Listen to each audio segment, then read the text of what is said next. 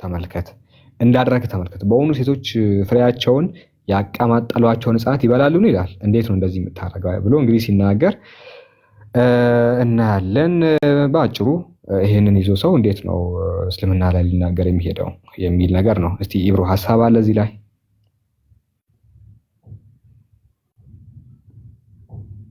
ኮሜንታሪዎችን ማየት እንችላለን። ባይዘ እያንዳንዱ ጥቅሶችን ኮሜንታሪ ያስቀምጠናል፣ ማብራሪያዎቻቸውን አስቀምጠናል። ተመሳሳይ ነገር ነው እንግዲህ የሚናገሩት። ይህንን ነው እንግዲህ በመጽሐፋቸው ተሸክመው እስልምና ላይ አፋቸውን የሚከፍቱት፣ ነቢዩ ላይ አፋቸውን ይህን ይዞ ነው ወይ? ኦኬ፣ ሌላ ፖይንት ማንሳት እንችላለን። ክርስቲያኖች ገዝት ላኩ እና እነዚያ ፖይንቶች ላይ እናውራ። ሀሳብ ያለው ክርስቲያን ካለ ያ አለ ትሰማለህ? ከተሰማ አክቹዋሊ ከዚህ በኋላ ማለት አይመቸኝም፣ ሰው ጋር ለሆን ስለሆነ ማለት ነው። ብዙም ለማለት ቦታው አይመችም እና ሻልቀጥሉ እናንተ ያው ገራሚ ፕሮግራም ነው። ሙስሊም ወንድሞች ይላችሁ ይሄ ፕሮግራም ቀጥሏል። እሺ ሳላ ቪዲዮ እየከፈተ ላይክ እናደርጋለን። አሁን ቀጥሉ። ጀዛኩሙላህ። ሰላም አለይኩም። ወአለይኩም ሰላም ወራህመቱላህ። ኢብሮ ትልቁ ላይ ሆንና ቪዲዮ ክፈት፣ ከዛ ክርስቲያኖችን እናስገባቸው።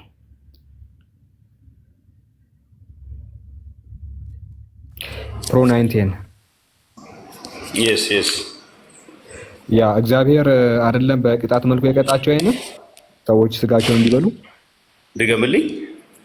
ያ ሰዎች የገዛ ስጋቸውን እንዲበሉ እግዚአብሔር አይደለም ያደረጋቸው? ኧረ በፍጹም እንደዛ አይልም። እሺ ኦሪት ዘሌዋውያን 26 ላይ እንደዚህ ብሎ የሚናገረው ማን ነው? ኦኬ አበላችኋለሁ የሚለው ላንጣልህ ሞር ከዚህ ነው። እስቲ ያሳየኝ የቱ ጋር ነው? እግዚአብሔር ኤርሚያስ 19 ይቅርታ ስልክ ገብቶብኝ ነው። እግዚአብሔር ብሉ ብሏችኋል ይላል እሱ ጋር። ያ ይሄንን ታነብልኛለህ? እነዚህ የአሕዛብ ከእስራኤል ውጭ የሆኑ አሕዛቦች እንደ መቅሰፍት ያመጣባቸው ማን ነው? ምን ላይ ነው? ምን መጽሐፍ ነው? በነገራችን ላይ ኤርሚያስ 19 ቁጥር 9 ላይ የወንዶችና የሴቶች ልጆቻቸውንም ስጋ አበላቸዋለሁ። ሁሉም ጠላቶቻቸውንና ነፍሶቻቸውን የሚሹት በሚያስጨንቋቸው ጭንቀት መክበብ በባልንጀሮቻቸው ስጋ ይበላሉ። እግዚአብሔርም እንዲህ ይላል። ኤርሚያስ ስንት ነው? ኤርሚያስ ንገረኝ። ኤርሚያስ 19 ትንቢተ ኤርሚያስ ምዕራፍ 19 ቁጥር 9 ላይ እንዲህ ብሎ የሚናገረው ማን ነው? በግልጽ የሰራዊት ጌታ እግዚአብሔር። ኤርሚያስ 19:9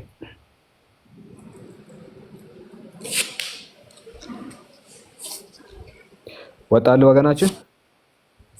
ላወጣልህም እችላለሁ፣ ችግር የለውም። ትንቢተ ኤርሚያስ ምዕራፍ 19 ቁጥር 9 ላይ እግዚአብሔር አይደለም ብለሃል።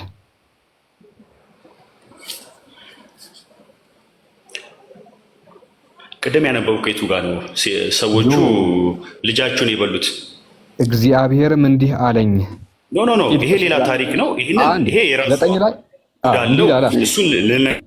ይሄው ራሱ እዛው ላይ ነው ያለው። የወንዶች የሴቶች ልጆቻችሁንም ስጋ አበላችኋለሁ ያለው ማን ነው? እግዚአብሔር እንዲህ ይላል። ማን ነው? ይሄንን አይደለም፣ ይሄንን እነግርሃለሁ። የቅድሙን ታሪክ አምጣልኝ መጀመሪያ። ቀቅሎ የበሉትን ያልከውን አምጣልኝ። እሱ ጋር እዚህ ምክንያት ነው። እሱ ጋር አኮርዲንግ ኮሜንታሪ ያንተን ኮሜንታሪ ተንተርሰን አይደለም። ይኸውልህ የወንዶችና የሴቶች ይሄ የራሱ አውዳለሁ። ይሄ እስራኤሎች ከእግዚአብሔር ስለሸሹ እግዚአብሔርን አልከተልም ስላሉ በራሳቸው ጊዜ መጣባቸው ማለት ነው። እግዚአብሔር ደግሞ አይደለም። ቆይ የወንዶችና የሴቶች ልጆቻቸውን ስጋ አበላችኋለሁ ያለው ማን ነው? ይኸውልህ ቀቅላችሁ ብሉ አላለም ጎበዝ። አንዴ ከፈለጉ አንዴ አዳምጥ። ቀቅላችሁ ብሉ አላላችሁም። ከፈለገ እንደ ቁርጥ፣ ከፈለገ ሸክላ ጥብስ፣ ከፈለገ ዱለት፣ የፈለገውን ነገር መስራት ይችላሉ። የኔ ጥያቄ እሱ ቀቅሎ ነው እየተቃወመ ያለው። ይሄ የቅቅሉ ነው እየተቃወመ ያለው። ከፈለገ ሸክላም ይቻላል፣ ሸክላ ጥብስም ይቻላል። የወንዶችና የሴቶች ልጆቻቸውን ስጋ አበላችኋለሁ ያለው ማን ነው? ይኸውልህ ወዳጄ በእንደዚህ አይነት መንገድ አይደለም ሃይማኖትን ለመገንባት መሄድ ያለብህ። እውነታውን ነው መነጋገር ያለብህ።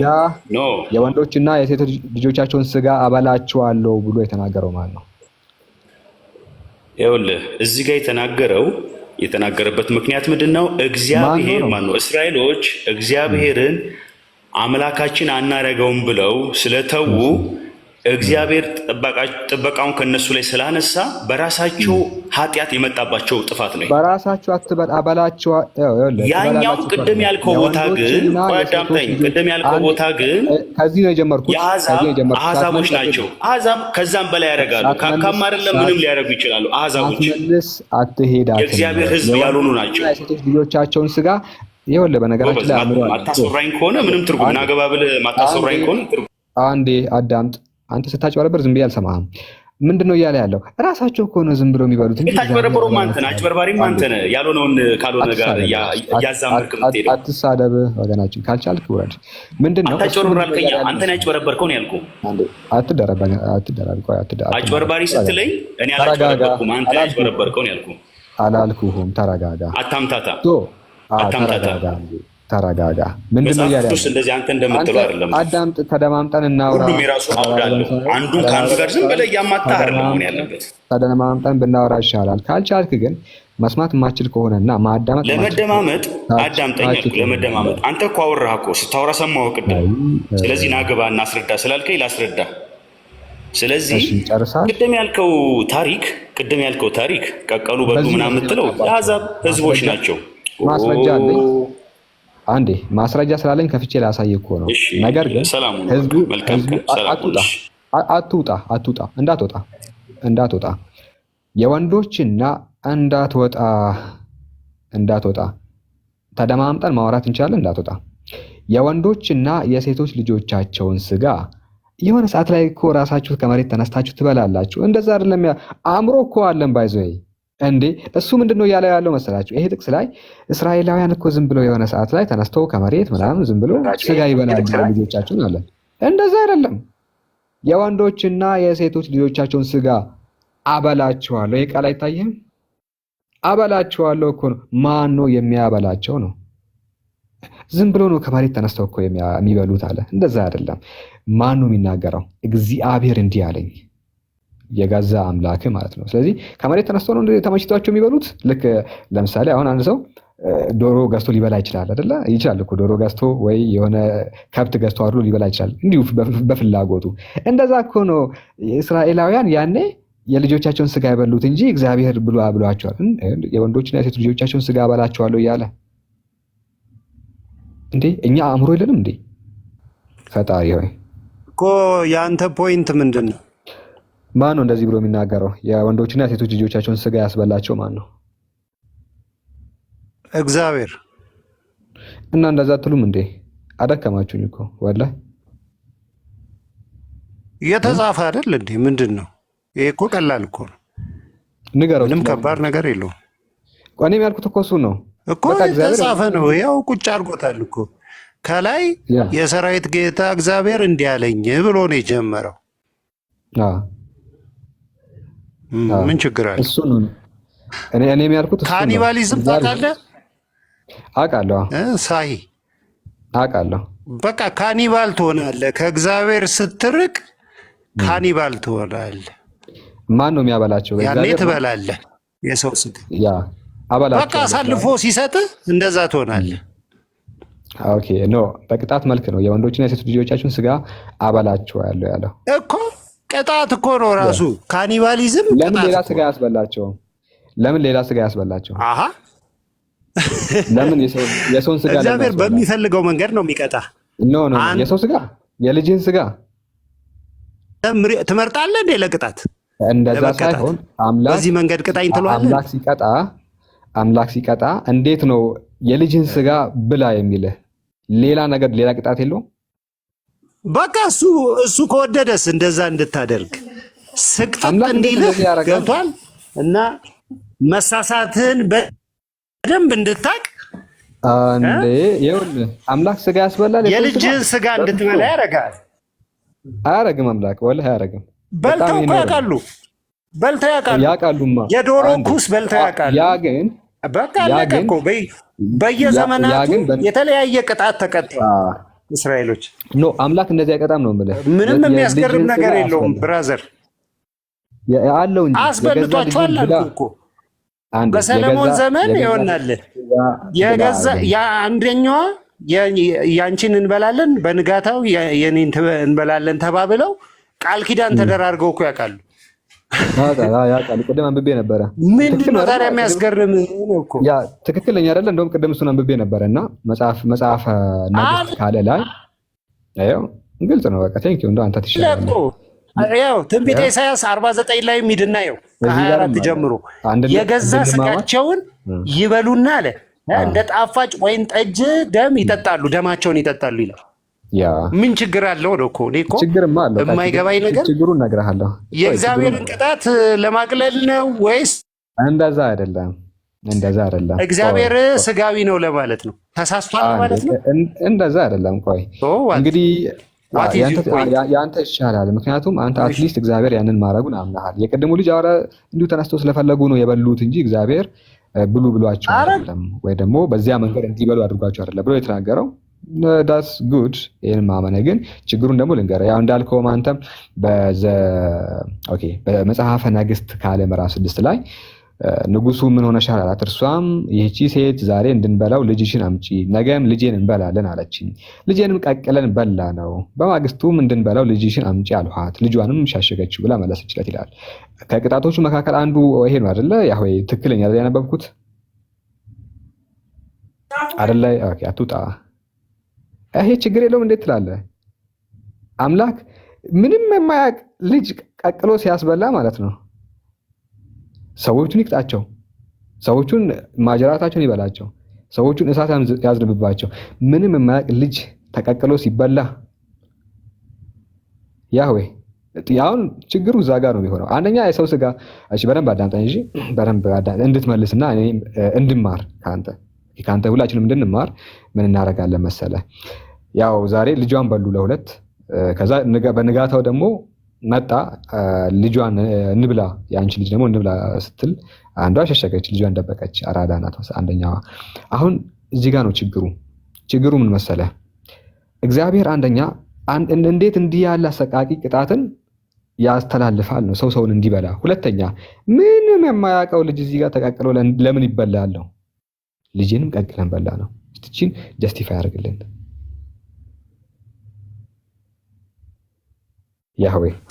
እሱ ብቻ አይደለም እኮ ሳሂ። እሺ ታውቃለህ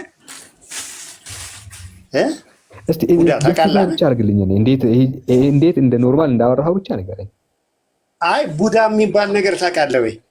እኔ ስለ ቡዳ አይመለከተኝም፣ ስለ መጽሐፍ ቅዱስ ነው የሚመለከተኝ። መልስልኝ። ይሄንን አይደለም ቡዳ የሚባል ነገር ታውቃለህ ወይ ነው የምልህ። ሰው የሚበላ ልጆቹ ለምን ተቀቅለው ይበላሉ ነው? ምንም ባላጠፉት ነገር።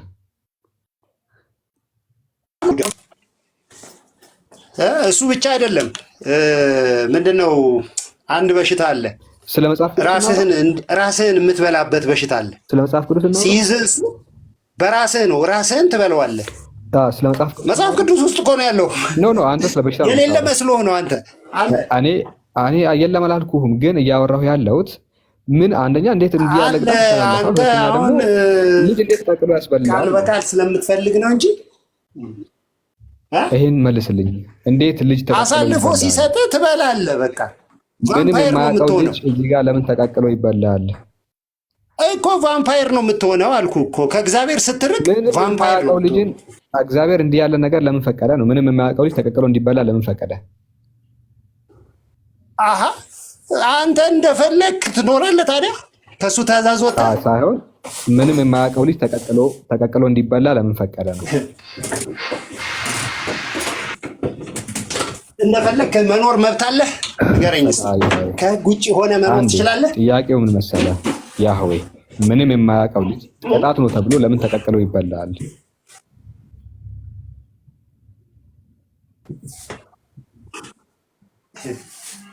ቅጣቱ ከብዶ ነው አይደል? እንደዛ ያልኩ እኔ አልተቀጣሁም እኮ። አሁን ህፃናቱ ነው የምናወራው። ምንም የማያውቀው ልጅ ለምን ቅቅል ሆነ ነው? ለምን ቅቅል ሆነ? አዝነህላቸው ነው ህፃናቶቹ። ነገ አደገኛ ጠንቋይ የሚሆኑት እኮ እነሱ ናቸው።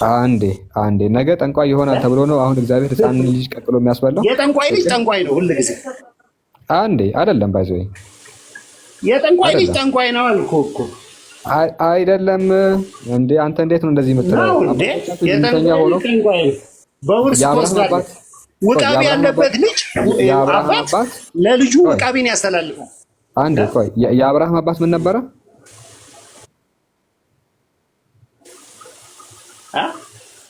የአብርሃም አባት ምን ነበረ?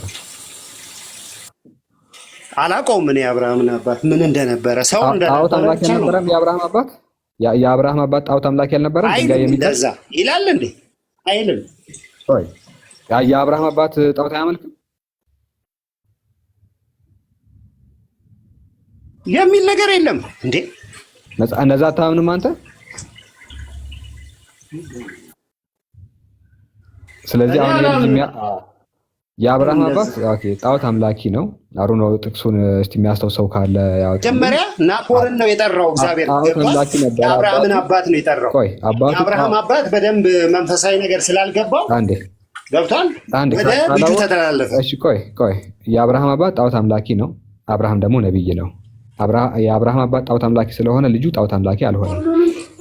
ቀለል ያለ ነገር ልንወስድ እንችላለን። ቀለል ያለ ነገር ስንወስድ ምንድን ነው አባቶቻቸው ሌላ እምነት ተከታይ ሆኖ ልጆቻቸው ጥሩ የሚሆኑበት አጋጣሚም አለ። ስለዚህ አባት መጥፎ በሆነበት ቁጥር ሁላ ልጅ መጥፎ ይሆናል የሚለው ነገር ያደርጋል። ኦኬ አንደኛ በሽታ አይደለም ኃጢአት።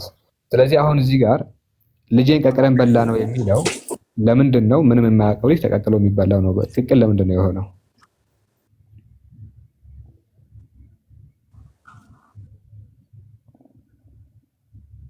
እሺ ባርናባስ አለ። አንተ ጀስቲፋይ ታደርግልኛለህ ይሄንን? ባርናባስ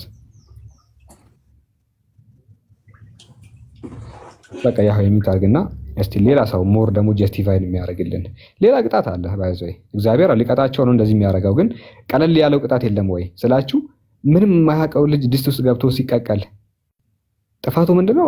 ወላጆቻቸው ኃጢአት ሰርተዋል። ልጁ ግን ተቀቅሎ ነው የሚበላው። እንዴት ተቀቅሎ ይበላል ነው? እና ይሄ እኮ በጣም የሚሰቀጥጥና በጣም የሚያሳዝን ነገር ነው። ሌላ ሰው ማውራት ባርናባስ ክርስቲያን ከሆንክ ማይክን አንሳና ቀጥል። ካልሆንክ ግን ወደ ሌላ ሰው እንግዲህ እንሄዳለን። ሌላ ሰው ጋር ሄደን ይሄንን ጀስቲፋይ የሚያደርግልን እንዴት ነው እንደ ኖርማል የምታወሩት? ልጅ ተቀቅሎ ተበልቶ ምንም ችግር የለውም። አባቱ መጥፎ ነው፣ ልጁ መጥፎ ሊሆን ይችላል ተብሎ ህፃን ይቀቀላል አይቀቀልም እንዴ? ሌላ ነገር በግ እኮ ነው የሚቀቀለው፣ ፍየል እኮ ነው የሚቀቀለው። እኛ የምናውቀው የበግ ቅቅል ነው እንጂ የህፃን ልጅ ቅቅል አይደለም። ይህ መጽሐፍ ቅዱስ ትንቢተ ኤርምያስ ላይ ሲናገር የወንዶችና የሴቶች ልጆቻቸውን ስጋ አበላቸዋለሁ ነው ያለው፣ ጋብዛቸዋለሁ ነው ያለው። ትበላላችሁ፣ ሊትራሊ አበላቸዋለሁ። ስንት የሚበላ ነገር እያለ ማለት ነው። ኦኬ ስንት የሚበላ ነገር እያለ አበላቸዋለሁ ይላል። ይሄ ብቻ ደግሞ ጥንብ መስበላቸዋለሁ ነው የሚለው። ጥንብ የጠነበውን ያስበላቸዋለሁ። ይሄ የት ነው የምናገኘው? ይሄንን መጽሐፍ ቅዱስ ዘዳግም ምዕራፍ 14 ላይ ዘዳግም ምዕራፍ 14 ላይ ምን ብሎ ይናገራል? ይሄው በግልጽ ላውጣላችሁና ለእንግዳ ስጡ ይላል። ለእንግዳ በጣም በክት ነገር ስጡ። ይሄው ለእንግዳ ዘዳግም 14 ላይ አንተ አሁን በጣም አምላክ እዚህ ጋር እኔ እንደዚህ ዘረኛ ነው ብዬ አላስብም። አምላክ ግን መጽሐፉ እንደዛ ነው የሚያቀርበው። አምላክ ዘረኛ ሆኖ አይደለም፣ መጽሐፉ ግን እንደዛ ያቀርባል።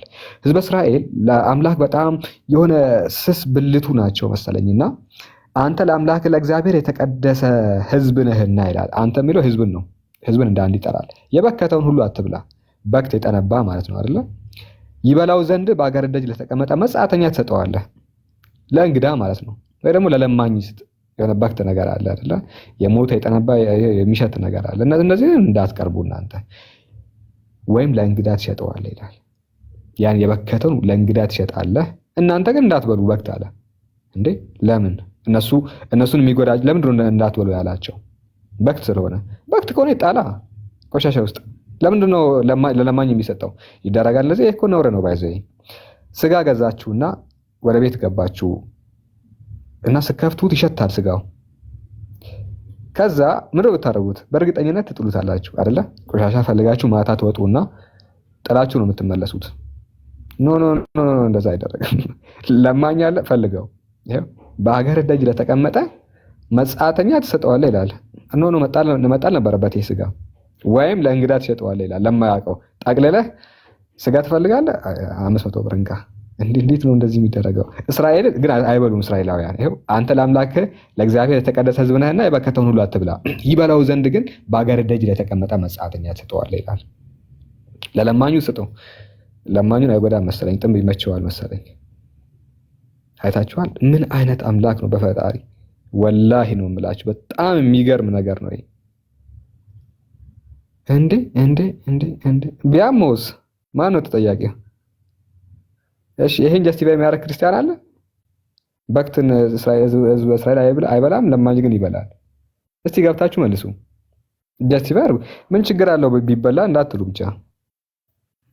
ኦኬ በክት ቢበላ ችግር ምንድነው? ችግር አትበላ። አሁን ያህዌ አንተም ከሆንክ እዚህ ውስጥ ያለው እንግሊሹ ጥምብ ይለዋል ባይዘይ። እስቲ አማርኛው በክትም ጥሩ ስለሆነ ቃሉ። እሺ ሌላ እስቲ ክርስቲያን አላችሁ ይሄንን ጀስቲፋይ የምታደርጉልን? ምንም ችግር የለውም እንደማትሉ ተስፋ አለኝ በዚህኛው ዙር። እስቲ ካለ ላስገባቸው። ቆይ አንድም የላከ ክርስቲያን የለም። አንድም ፋይናል ሳይን የሚል አለ። ሙስሊም ይሁን ክርስቲያን አያስታውቅም። ኦኬ እሺ ሌላኛው ቅጂ እስኪ ዝም ብዬ ቼክ አድርግና እንዴት ያስተካክሉታል ያወጡታል ጥቅሱን። let's find out። እሺ ሞቶ የተገኘውን እንስሳ ይሄ ነው። ሌላኛው ላይ ደግሞ እንደዚህ ነው የሚያስተካክሉት። ያ ሐሳቡ ይደጋገፋል። ሞቶ የተገኘውን እንስሳ አትብላ ይላል። ሞቶ የተገኘውን እንስሳ ቢማና ዳስ ጥምብ። ኦኬ በመካከል የሚኖሩ የውጭ ሀገር ሰዎች እንዲመገቡት ፍቀድላቸው፣ ወይም ለውጭ ሀገር ሰዎች በዋጋ ልትሸጥላቸው ትችላለህ ይላል። ሞቶ የተገኘውን እንግሊሹን ቼክ አድርጉ። ጥምብ ብሎ ነው ያስቀመጠው። እንግሊሹ ላይ ጥምብ ብሎ ነው ያስቀመጠው ይሄንን ቃል። እንደ ሞቶ የተገኘ ጥምብ በክት ይለዋል። ይሄኛው ቅጂ ላይ 62ቱን ብትመለከቱ የበከተ ይላል ቁጥር 21 ላይ። ይሄ አንተ ለአምላክ ለእግዚአብሔር የተቀደሰ ሕዝብ ነህና የበከተ አይታችኋል። በክት እና አምላክ እንደዚህ ዘረኛ ነው ትላላችሁ? ሌላውን በክት ሌላውን እንትን የሚያስበላ አምላክ እንደዚህ ያደርጋል። እሺ ባርናባስ ሐሳብ አለ እዚህ ላይ? እሺ ባርናባስ ሐሳብ አለ? ባርኒ እሺ ባርኒ ሐሳብ የለውም። ኢብሮ አለ? ሰላም አለይኩም። ወአለይኩም ስልክ እያወራሁ ነበረ። አፉ በሉኝሽ። ምናልባት አናግራችሁ ነበረ። ያ ነው እስካሁን አልጠራንም። በክት ስትል ሰማው መሰለኝ። እስቲ ሳላህ እስቲ ያሳየኝ እንግሊዝኛውን አንዴ። ቁጥር 21 ይመስለኛል። ምን ብሎ ነው ያስቀመጠው? እስቲ ቁጥር 21 but the clean fowls you may eat you shall not eat anything that dead በራሱ የሞተውን ብሎ ያስቀመጠው ይሄኛው ቅጂ አይደለም ማለት ነው። አዲሱ ቅጂ ይመስለኛል። ይሄ የሞተ ነው። ልክ የ1997ቱ እንዳለው የሞተ ጭራሽ ሞቶ የበከተ ማለት ነው። ሞቶ የበከተ የሚለው የሚጠቀመው ሁሉም ክርስቲያን የሚያነበው መጽሐፍ ነው። ይሄኛው እያንዳንዱ ክርስቲያን እንጂ የሚገኘው አንተ ለአምላክ ለእግዚአብሔር የተቀደሰ ሕዝብ ነህና የበከተውን አንድ ቅጂ አለ። ዝም ብለህ ፈልግ እስኪ። ከብዙዎቹ መካከል አንዱን ፈልግ። ጥምብ የሚል ቃል ነው የሚጠቀመው። ይሄ ግን ለአምላክ በክት የሚል ቃል ነው የሚጠቀመው። የበከተ የሚል ነው የሚጠቀመው። እስቲ ኦርቶዶክሶቹ ምን እንደሚል እንመልከት።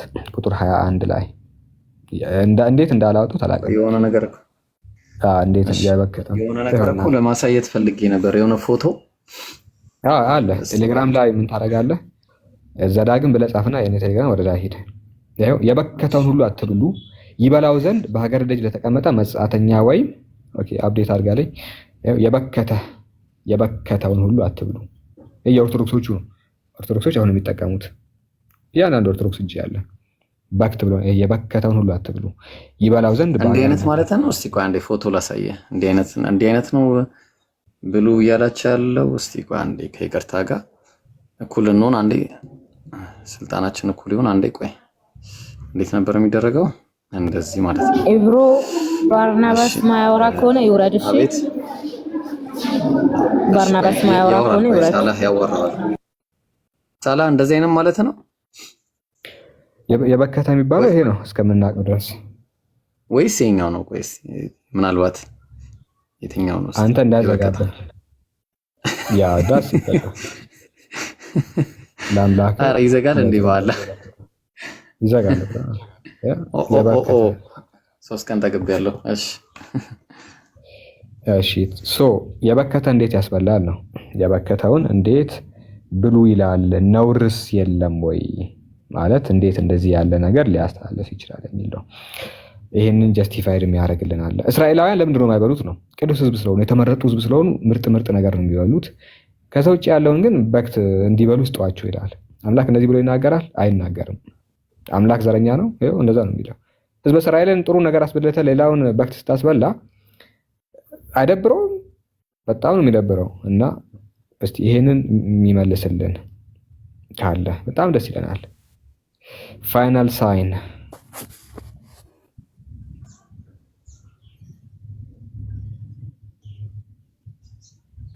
ፋይናል ሳይን የምትገቡት ሚውት ለማድረግ እንዳይሆን ለማውራት ብቻ ቢሆን ይመረጣል። ፋይናል ሳይን አለ እና ክርስቲያኖች ብቻ ገዝት ላኩ። ዮ ይሰማል? ያ ትሰማለህ? ዘዳግም ሰላም ነው። ፋይናል ሳይን ሰላም ነው። አልሐምዱሊላህ ሰላም ነው። ሰላም አለይኩም እያልኳችሁ ነው። ወአለይኩም ሰላም ወራህመቱላሂ ወበረካቱህ። ሰላም ነው አልሐምዱሊላህ። አላህ እሺ፣ ጥሩ ያህዌ አለ? አዎ አለው። እሺ ይሄኛውን ጥቅስ በቃ እስኪ ያኛውን ጨርሰናል። እንግዲህ ችግር የለውም ልጆቻቸውን ቢበሉ ምናምን። አሁን ይሄኛውን ጥቅስ አነሳንና በዘዳግም 14 ቁጥር 21 ላይ አምላክ የተናገረው ነገር አለ። አምላክ ያው ለአንተ እሱ ምንድነው? ህዝበ እስራኤላውያን ቅዱስ ህዝብ ናቸው ተብሎ ነው የሚታመነው እና አንተ ለአምላክ ለእግዚአብሔር የተቀደሰ ህዝብ ነህና የበከተውን ሁሉ አትብላ ይላል።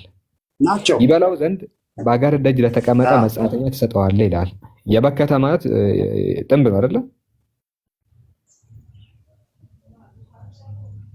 በክት እኛ ጋር ጥንብ ነው በክት የሚባለው አይደለ? ያህዌ ጥንብ የበከተውን ሁሉ አትብላ፣ ይበላው ዘንድ በአገር ደጅ ለተቀመጠ መጻተኛ ትሰጠዋለህ። በአጠቃላይ ላይሆን ይችላል፣ ግን እንደዛ በለው ትሰጠዋለህ። በክት ነው፣ ግልጽ ነው። በአገር ደጅ ለተቀመጠ መጻተኛ ትሰጠዋለህ ወይም ለእንግዳ ትሰጠዋለህ። አማርኛውን ተው፣ ችግር የለውም። አማርኛውን ለእኛ ተውልን። በክት ነው ኦብቪየስሊ። እሺ አሁን እዚህ ጋር ህዝበ እስራኤል ቅዱስ ህዝብ ስለሆኑ የተመረጡም ስለሆኑ በክት ባይበሉ ችግር የለውም። ግን ያንኑ እንዲበላ ደግሞ ለለማኝ ስጥ ለምን ይላል? ወይ ደግሞ ለእንግዳ ሽጥ ለምን ይላል አምላክ? ችግር አለው? አዎ ሳይሆን ምን ችግር አለው ወይ? ህዝበ እስራኤል እንዳትበሉ የተባሉትን በክት ለምንድን ነው ሌላው የሚበላው? እኮ ችግር አለ ወይ ነው እኮ። በክቱን በክት እኮ ነው ለለማኝ ስጥ ወይም ለእንግዳ ሽጥ መባሉ ችግር አለ። ለለማኝ ለምን ትሰጣለህ? ትጥላለህ ቆሻሻ ውስጥ እንጂ ለለማኝ ትሰጣለህ? ይሄ እኮ ግፍ ነው፣ ወላሂ ግፍ ነው እንዴ!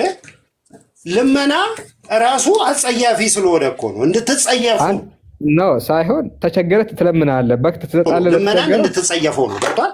እግዚአብሔር እንዲህ አይነት ትእዛዝ የሚሰጥ ልመናን አፕሪሺየት እንደማያደርግ ሊያሳየን። ቆይ ሳላ አንተን አይደለም ያህዌ ለሳላ ነው ልመናን ተጸየፈ ይባል። እሺ እንግዳው ሳላ አረ ስለፈጠረ እንግዳም አለ። ቆይ ለእንግዳ ትሸጠዋለህ ይላል። ቆይ አንዴ ለማኝ ተቸግሮ መንገድ ዳር ወጥቶ የሚበላው እስቲ እንግሊዘኛውን ነው። አንዴ እንግዳ የሚለውን እንግሊዘኛውን ነው። አንዴ ስትሬንጅ ይላል። ልክ ነው። አንተ አሁን እንግዳ ትርጉሙ ይግባ መጀመሪያ። ስትሬንጅ ይላል የሌላ ሀገር ዜጋ ማለት ነው። የሌላ ሀገር ዜጋ ይላል። በቃ ይሆናል ስትሬንጀር። በቃ ስትሬንጀር ማለት ሌላ ነገር ነው። ገብቷል? አሁን አንተ ጂኒ ምናምን የምትለው ስትሬንጀር ነው። ለዚህ ምድር ለጂኒ ስጥ ነው የሚለው። ለጂኒ ነው የምትሰጠው። ገብቷል? አረ በእናትህ አንተ ስትሬንጀር ጂኒ መች ሆነ? ከመቼ ጀምሮ ነው ጂኒ የሚባለው? የውጭ ሀገር ዜጋ እንጂ አንተ ትቀላለህ እንዴ? ኤሊየንስ እና ስትሬንጀር ተወራራሽ ናቸው። ገብቷል? ኤሊየንስ ምን ማለት እንደሆነ ታውቃለህ? ጂኒ ማለት አይደለም። አንዴ ስትሬንጀር የሚለው ቃል የሌላ ሀገር ዜጋን ያመላክታል እንጂ ጂኒን አያመላክትም። አንዴ ታዲያ ለተቸገረው ሰው መንገድ ላይ ላለው አይደለም ይሆናል። ኤሊየንስ እና ስትሬንጀር ዘሴም ነው አይደለም? አብዛኛው ኤሊየን አይደለም። አንዴ ቆይ አሁን እንደዚህ ነው እያልክ ያለው? ችግር አጣድፎት ከቤት ያወጣውን ለማኝ ሰውዬ በክት ሰጠህ ስገለው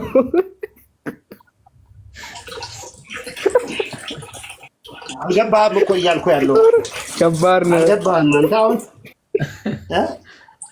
አንተ ለማኝ እንዴ! ኧረ ሼም ወላሂ ሼም ነው።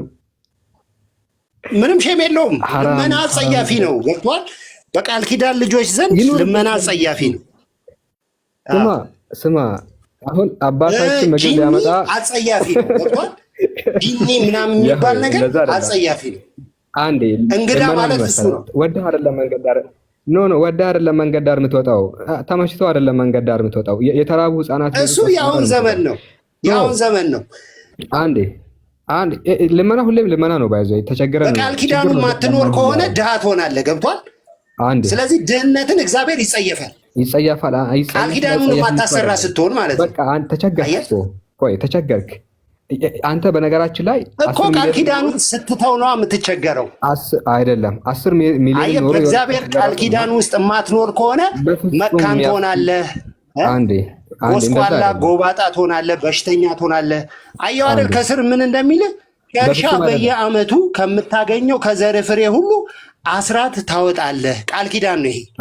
አየሁ አንብበው ሙሉን። ገና ጫፍ ላይ አንብበህ እኮ ነው አንተ እኮ የምትቸገረው። ምን መሰለህ አሁን ሙሉን አንብበው። አንተ የምትለው በፍጹም የሚያስኬድ ነገር እኮ አይደለም። አንተም በእምነት የሚበልጥ ለማኝ አለ።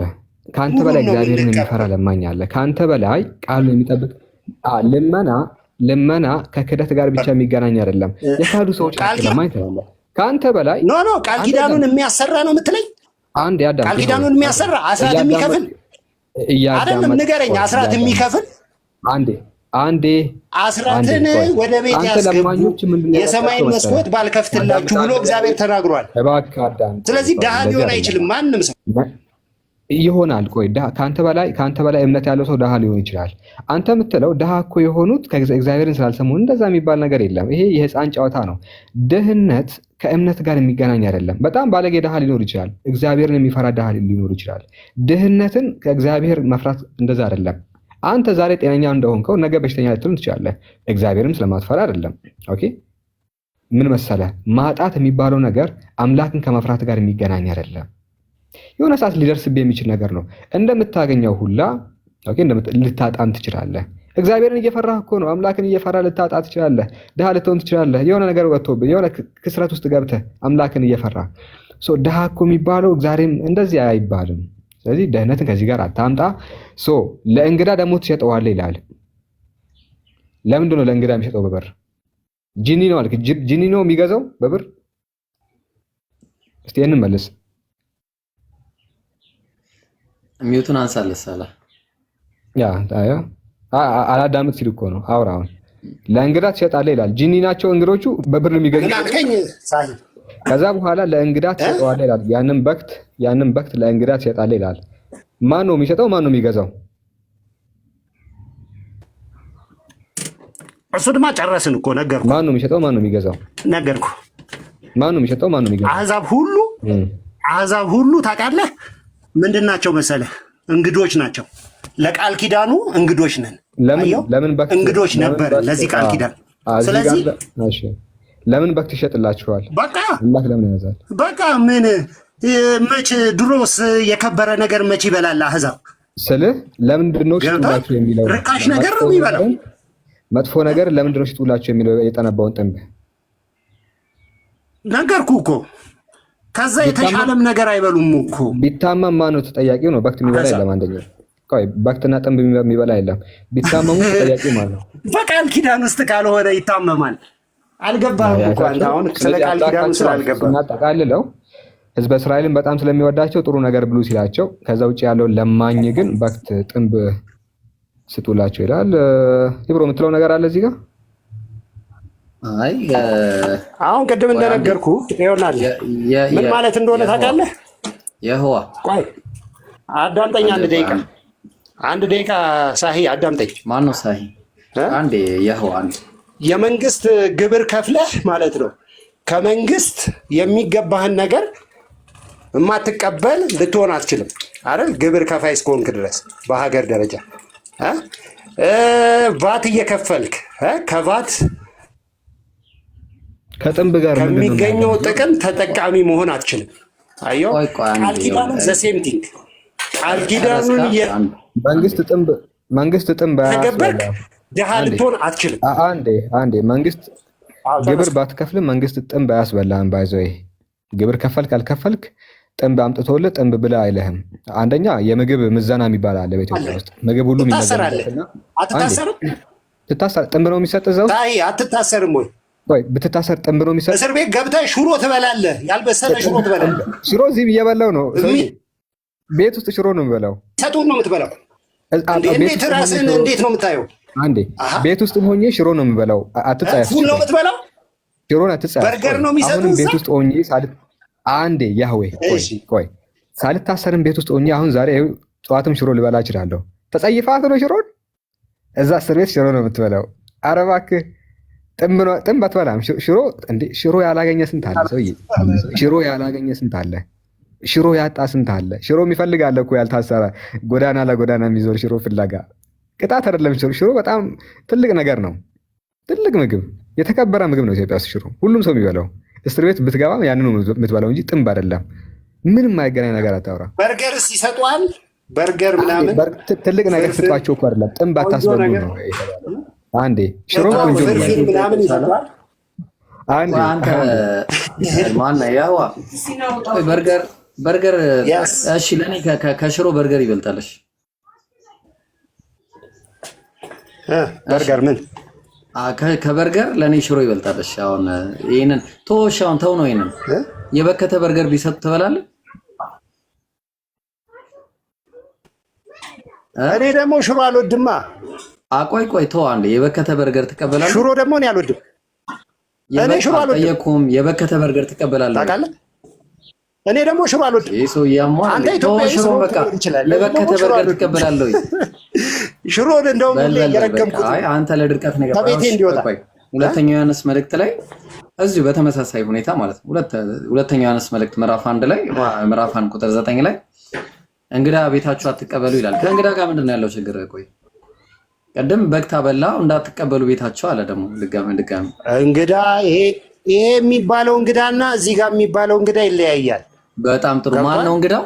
እንደ ዘመኑ ሚል ቆይ አንዴ አሁን እንግዳው ልንይዝ ነው። ሰላማን እንደሆነ ይለያያል። እሺ ማን መሰለህ? ዘመን አታውቅም። ዘመን ምን እንደሆነ ቆይ አንዴ እንደየዘመኑ ነው። ገብቷል። እግዚአብሔር የሚሰራ አንድ ጊዜ ተረጋጋ። ቆይ ወይ እንግዳው ማን እንደሆነ ልናይ ነው። እሺ አሁን እንግዳው የሚመጣው እንግዳ ሁለተኛ ዮሐንስ መልእክት ምዕራፍ 1 ላይ ምን ይላል? ቆይ እሺ ምን አለ መሰለህ? ለሚወጣ ሁሉ በክርስቶስ ትምህርት ለማይኖር ያህዋ እኛ በክርስቶስ ትምህርት እንኖራለን። እኔ ለምሳሌ እኖራለሁ በክርስቶስ ትምህርት እንዳንተ እምነት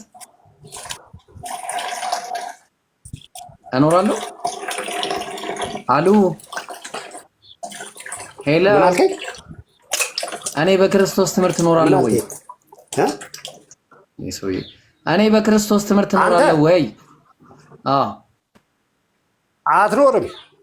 በጣም ጥሩ ጎበዝ። ለሚወጣ ሁሉ በክርስቶስ ትምህርት ለማይኖር ሰው አምላክ የለውም። በክርስቶስ ትምህርት ለሚኖር አብና ወልድ አሉ። ጥሩ። ማንም ወደ አንተ ቢመጣ ይህንንም ትምህርት ባያመጣ አለ። የትኛውን ትምህርት? የአብና የወልድን ትምህርት ማለት ነው። በቤታችሁ አትቀበሉት፣ ሰላምም አትበሉት አለ። ኦኬ፣ እንግዳው ማን ነው? እዚህ ጋር ማን ነው እንግዳው? ኢብራሂም ነው እንግዳው? ያህዋ ኢብሮ ኔትወርክ ነው። እሺ ድገምልኝ ያልከውን ነገር። ወይኔ እኮ በቃ ቤታችሁ አትቀበሉት ያልከውን ድገምልኝ። በክርስቶስ ትምህርት እኔ አልኖርም ብለህ ነው። በክርስቶስ የማይኖረውን ሰው ቤታችሁ አትቀበሉት አለ። በክርስቶስ ትምህርት የማይኖረውን ሰው ቤታችሁ አትቀበሉት። አይሰማም? ምን ሆኖ ነው? አውቆ ነው። ይሰማል። ይሰማል። ያህዋ ሙዳት ያዝ። በክርስቶስ ጉዳይ ዲያን አስገቡት። እሺ በክርስቶስ ትምህርት ለማይኖር ሰው ለምሳሌ ኢብራሂም ነው አይደለ? አንደኛው ኢብራሂም ነው። ኖ ጥሩ። ቤታችሁ አትቀበሉት ይላል። አውቆ ነው ትለኛለህ። ቆይ እኔ ትልቅ ሰው እኮ ነኝ። አንተ ህፃን ልጅ አይደለሁም። እሺ ትክክል ነህ። እሺ ትልቅ ሰው ነህ። እሺ ቤታችሁ አትቀበሉት ይላል አይደል? ኧረ ሳይ እንዴት አይተኸኝ ነው? እሺ ትክክል ነህ። በቤታችሁ አትቀበሉት የሚለው እኔን ነው አይደለ? እንግዳው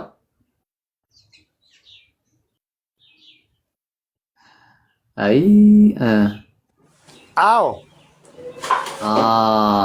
ያዝልኝ ትምህርት የማይኖር በቃ በቃ ተይዛል። አሁን በቃ ምንድነው የምናደርገው?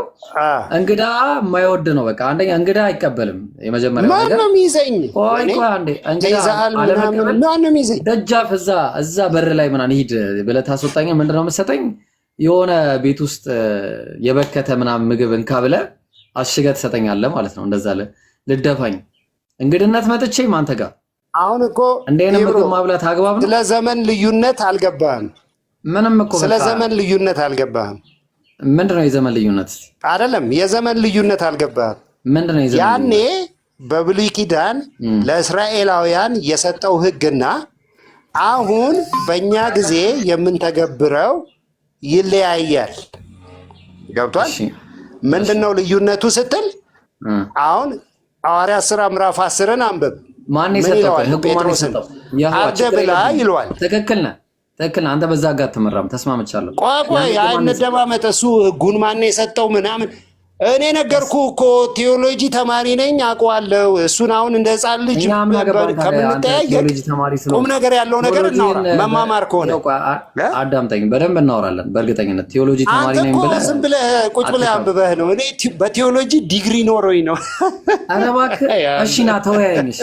በፈለግከው ርዕስ እንግባ። ና ያው ሜዳውን ፈረሱም ያው ናሽ በምን ርዕስ ትገባለህ እኮ እየነገርኩህ እኮ ና እኮ አንድ ርዕስ ዲስፔንሴሽን የሚባል ነገር አለ። የተማርከው ሰውዬ ና ያው አንድ ርዕስ ያዝ። ነገረ ክርስቶስ ላይ ትገባለህ? ከእሱ ጋር ተከራክሬያለሁ ለማለት ስላሴ ላይ ትገባለህ? ቆይ አይደለም ምንም ጥቅም የለውም። ስላሴ ላይ ትገባለህ? ነገረ ክርስቶስ ላይ ትገባለህ? ባይብል አጠባበቅ ላይ ትገባለህ? ምረጥና ገባ። ከሶስቱ አንዱ ምረጥ። ይኸውልህ ምረጥ። ያው ቴዎሎጂ እኔ አሁን ያነሳኸው ጉዳይ ላይ ነው የምናገረው። ችግር የለውም እሱ ችግር የለውም። ሌላ ጊዜ ማውራት እንችላለን። አሁን ያነሳኸው ኢሹ ላይ ነው። ዝም ብለህ አትካበው። ካወራህ አውራ በቃ ቀለል አድርገህ። ኖ በማንበብ አይደለም ነው ጀመር። አንተ እንኳን ቴዎሎጂ ልትማር ይቅርና ባይብል እንኳን ያነበብኩ ሰው አመስልም። አሁን ይኸውልህ አንድ ጊዜ ተረጋግተን እናውራ። አራታው እሺ። አሁን አንዴ ምን እናደርጋለን መሰለህ? ቅድም እግዚአብሔር ምን አለ መሰለህ? ለእንግዳ በክትን ስጡ ያለው እነማን ነው? እሺ በቃ አሁን በአሪፍ እንትና እናርገውና ቀለል አድርገን በክትን ስጡ የሚለው ማለት ነው። ለእስራኤላውያን እኮ ማን ናቸው? ለእስራኤላውያን በክት የሚሰጣቸው እነማን ናቸው?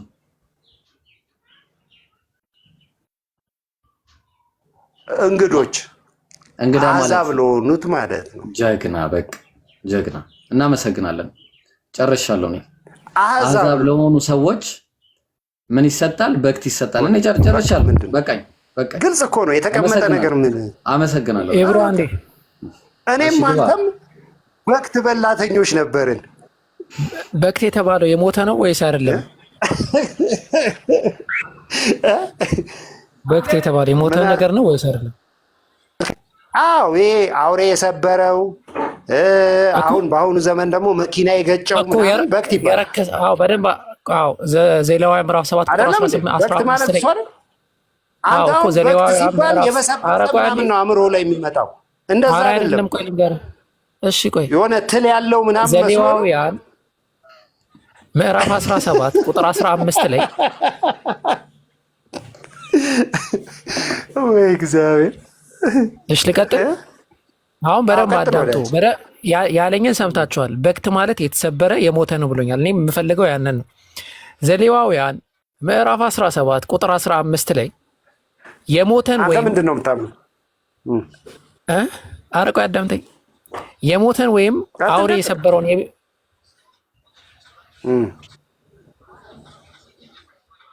በጣም በቃ የደከመ ኔትወርክ ነው። እሺ የሞተ ወይም አውሬ የሰበረው የሚበላ ሰው ሁሉ ይላል እስከ ማታ ድረስ እርኩስ ይሆናል ይላል። ከዚያም በኋላ ንጹህ ይሆናል ይላል አይደለ? ስለዚህ አሁን እግዚአብሔር ሰዎቹ እንዲረክሱ ነው የሚያበላቸው የነበረው በክት የረከሱ ስለሆኑ ነው እንጂ መጀመሪያም የረከሱ አብለው እያለ እኮ ነው። እሱማ በቃል ኪዳኑ ውጪ ስለሆኑ ምንም የሚነጹበትም ስርዓት የላቸውም። ገብቷል? እነዚህ እኮ ስርዓት አላቸው። የመንጻት ስርዓት አላቸው። አውሬውን እንኳን የነካ ይነጻል። የመንጻት ስርዓት አለ። ኧረ ቆይ አንዴ፣ ምንድን እሱ በላ አይልም እኮ በላ ሳይሆን የሚለው አብለው ነው የሚለው። አሁን ታውቃላችሁ መጀመሪያ ህጉ የሚጀምረው ወፍ አብሉ ምናምን ወፍ ምናምን ቁራ ምናምን አሁን ቁራ ምናምን ቁራ ወፍ ምናምን ብሉ ይላል መጀመሪያ ልክ እንደ ቻይኖቹ ትእዛዝ እግዚአብሔር ማለት ነው። ምን አስቃል ዘዳግም እኮ በላ ነበረ ድሮ በላ ነበር ታስታውቃለህ። ለዛ ነው እንደዚህ በጣም ማውራት የጀመርከው። እሺ አንድ ጥቅስ አንድ ጥያቄ ልጠይቀውና ኢንሻአላህ ትቀጥላላችሁ። ቆይ አንድ ትላለ እንቁራሪት ትላለ እማንበላው ነገር አልነበረም። እባብ ትላለ አራት ጉንዳን ሳይቀር ጠብሰን እንበላ ነበረ። ጉንዳን ራሱ ሳይቀር ይሄ ብቃት ነው። እሺ አንድ ሌላ ጥያቄ ልጠይቅ ከተፈቀደልኝ። አንተ እኮ እንደ የዋህ ነህ በእውነት። ወደዚህ ወደ ደቡብ አፍሪካ ምናምን ብትሄድ እኮ ዘንዶ ሁሉ የሚበሉ አሉ፣ እባብ የሚበሉ አሉ። ምን ብለህ ልትሰብካቸው ነው? ኧረ ሀዋ እነሱ እኮ ፌቨራይት ፉዳቸው ነው። አንተ እዚህ ዶሮ ነው የምትበላው። ያንተ ምን አይነት ልጅ ነው? እናትህ ከአንድ ጥያቄ ልጠይቅ። ሚውቴን አንሳና አሁን ቅድም አሁን ሳላህ ያሳያችሁ ጥቅስ ላይ ተመልክታችኋል ያንን ህግ። አሁን ደግሞ ዘጸአት ምዕራፍ 3 ቁጥር ስንት ነበር? አው ቁጥር 21 ጀምሮ እንመልከተው። ኦር 22 እንመልከተው አለ ያህዋ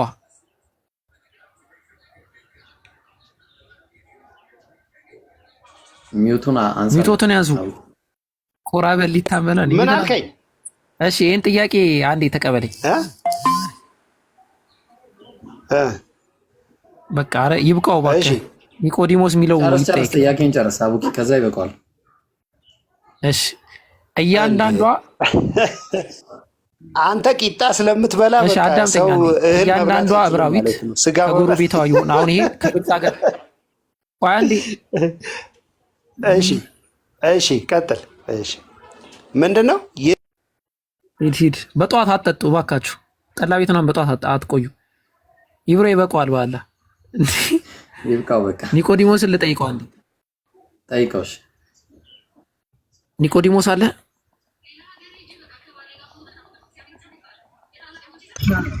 አንድ አምስት ደቂቃ ሞዴሬተሮች ምንድን ነው? አረ ቪዲዮን አታጥፉብኝ። ማነው ቪዲዮ ያጠፋብህ? ሞዴሬተሮች ናቸው። ተዋቸው። እሺ 5 ደቂቃ ምናምን አለ መሰለኝ። እስከዚህ አንድ ነገር ላሳይና ቅድም ይሄ የሞተውን የሚለውን እንዴት ነው ትልቁ እንደዚህ ትልቁ ላይ አታርጉኝ። እዛ ከአቡኪ ጋር ግማሽ ግማሽ መሆን ይችላል። አቡኪ ወርዶ ኦኬ። እና ምንድነው የሚለው መሰላችሁ? you are not to eat any carcass ይላል። እናንተ ምንም ካርካስ እንዳትበሉ ይላል አይታችሁ ከሆነና ምንድነው ካርካስ ምንድነው? እዛው የጠቀስኩት ጥቅስ ነው ዲዩትሮኖሚ 14:21 ነው። እና ሌሎችን ብትመለከቱ ካርካስ እያለ ነው የሚያስቀምጠው። ኦኬ ተመልከቱ። ይሄኛውንም ሊትራል ስታንዳርድ ቨርዥን you do not eat of any carcass። ሌሎችን ብትመለከቱ ያንግ ሊትራል ትራንስሌሽን you do not eat any carcass፣ ስሚዝ ሊትራል ትራንስሌሽን you shall not eat any carcass። ግን ምንድነው ይሄ ካርካስ የሚባለው? ሊትራሊ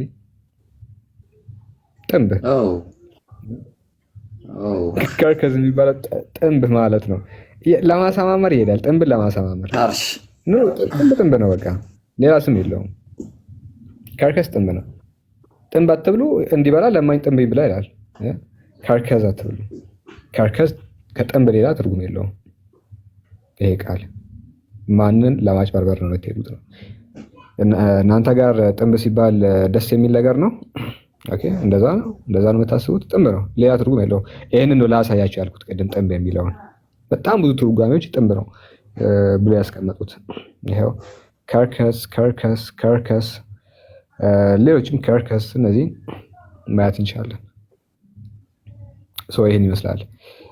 ትርጉሙን ደግሞ ገብታችሁ ስታዩት ራሳችሁ እንደዚህ እዚህ ጋር ስትመጡ ጥንብ ብሎ ነው ያስቀመጠው እና ይሄን ይመስላል። እሺ ብሮ መቀጠል ትችላለህ። እሺ የት አለ ኒቆዲሞስ? እስቲ ርዕስ ደግሞ እንቀይራለን። ያ እንቀይርላችሁና ኒቆ አለ ክርስቲያን። እስቲ እሺ በቃ ክርስቲያን እስቲ መወያየት የሚፈልግ እሺ ዳኒ እና እስቲ ዳኒ ናዝራዊና እስቲ አስገቡት ዳኒን። ኦኬ ምን አባቱ ነው? እሺ አቡኪን መጥቷል መሰለኝ። አቡኪን ማስገቡት። እሺ ትንሽ ደቂቃ። እሺ እንጠብቃለን። ኦኬ ዳኒ ሰላም ብያለሁ። እንዴት ነህ? ሰላም። ፓስተር አሮን አስገባው። አሁን ያወረዳችሁትን ፓስተር ነው። ዩ ሃቭ ቱ ሪስፔክት ፓስተር ነው። ፓስተር ነው አስገቡት። ይኸዋል አንድ ቁጥር እየጻፈ ነው። እሺ ይገባል፣ ችግር የለውም። አስገባው። ይገባል። አንተ ትችላለህ። አንተ መወያየት ትችላለህ። ይወያያሉ። እሱ በደንብ እየሄደ ነው። በደንብ እንትን በሉ ትሬት አድርጉ ማለት ፓስተር ነው፣ ያነበበ ነው። ምንም ለምን ዲስሪስፔክት አታርጉ። ዳኒ ፓስተር ሲጠየቅ ይስቃል። እውነት እኛ የምናውቀው ጨውታ አታርጉ። ፓስተር ሄድበት። ፓስተር ይሄንን ነው እንዴ? ፓስተር እሺ ወዳጅ ፓስተር ይሄንን ነው ፓስተር ያለው። ፓስተር ያልከው ይሄንን ምንድን ነው? ይሄንን ማለት ቆይ ፎቶ ላሳይህ እንዴ? ይሄንን ስትል ምን ህፃን ልጅ መስዬ ነው ወይስ ምንድን ነው? ምን መስዬ ነው? አፖሎጂስቶ እንጂ። ኧረ ፓስተር ባለፈበት ያለካል ነገሩ። ፓስተር አፖሎጂስቶች ትልቁ ላይ አድርገው እስቲ ብሮ። አፖሎጂስቶች በቃ ይሄው እስቲ ትልቁ ላይ አድርገኝ። ህፃን እመስላለሁ ወይስ ምን እመስላለሁ? አትመስልም። እሺ አሁን በቃ ፓስተርና በራስ ተማመናላ። በወልድ ታውቃለህ?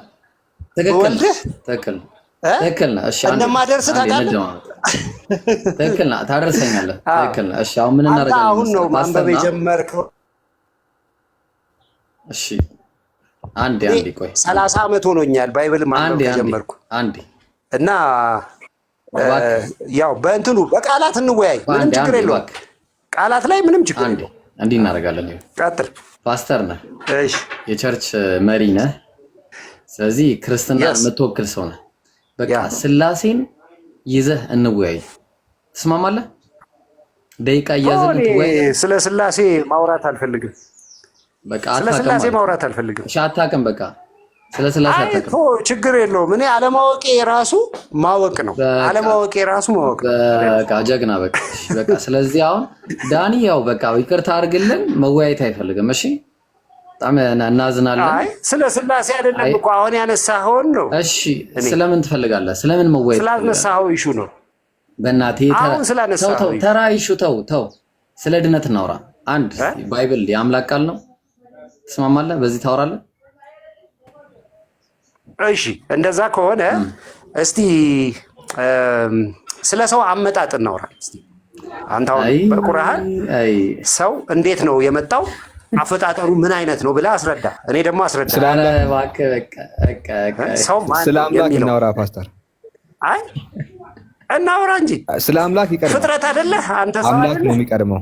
አምላክ ይቀድማል አይደለም? አምላክ ይቀድማል። ይሆናል። ስጋ ብቻ ነኝ ብለህ ካሰብክ ሰውነት ይጠፋል። ሰው እንዴት ይድናል? አንዴ ፓስተርዬ፣ ሰው አምላክ መንፈስ ነው፣ ነፍስ አለው፣ በስጋ ውስጥ ይኖራል። አንድ ይሄ ምን መሰለ ፓስተር፣ እያዳመጥከኝ ሰው እንዴት ተፈጠረ? እናትና አባት አብሮ ተኝቶ ነው እኛን የሚወልዱት። ይሄ ምንም ጥቅም የለውም እኮ እናውቃለን። ግን እሱ ሳይሆን ይሄ ስጋ ነው። አንዴ እሱ ስጋ ነው። የሚጠቅመን ርዕስ እሱ ሳይሆን አምላክ ማን ነው? አምላክ ምንድን ነው? የአምላክ እሳቤ ምንድን ነው? መለኮታዊ ነገር ላይ እናውራ። እኔ በአምላክ የሚዘባበት ብዙም ስለማልወድ በዛ ላይ ብዙም አንተ አሁን በክብር እኔ እናንተ እኮ አንድ አይነት አምላክ ጥያቄ ጠይቀው። በቃ ጥያቄ አንድ አይነት አምላክ ነው ያለሽ። እሺ በቃ ጥያቄ እኮ ጥያቄ አስተናግደን በቃ ሁላችንም ጋር ጥያቄ አለ። እዚህ የምታየን ጋር ጥያቄ ተፈጥሮብናል። አስተናግደን በክርስትና ችግር የለም። ስለ ክርስትና ምንም ችግር የለም።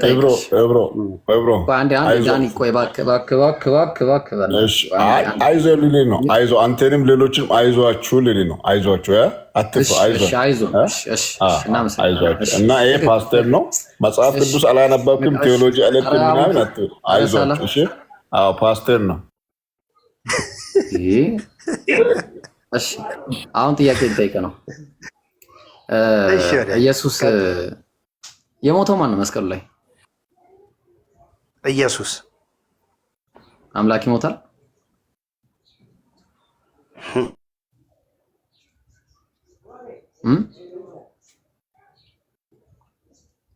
አንዴ ቪዲዮን ዝጋ።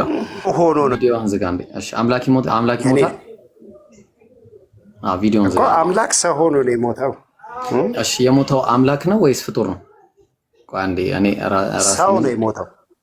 ኦኬ። ስለዚህ አምላክ አልሞተም ማለት ነው። አምላክ አይሞትም። እሺ የሞተው አምላክ ሳይሆን ሰው ነው ማለት ነው። እሺ ተስማምተናል። ሰው ሆኖ ሰው የሆነው አምላክ ነው የሞተው።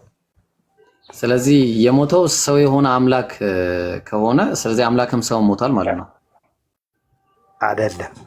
እሺ ሰው ነው የሞተው፣ ሰው ብቻ ነው የሆነው። ሰው የሆነው አምላክ ነው የሞተው። ሰው የሆነው እንደገና ወደ መበስበስ እንዳይመለስ ከሙታን ያስነሳው ማን ነው? የተነሳውስ ማን ነው? እሺ እንግዲህ እሱን በሁለት ጥቅስ እናየዋለን። አንደኛው ጥቅስ ጥያቄ ነው የጠየቀው።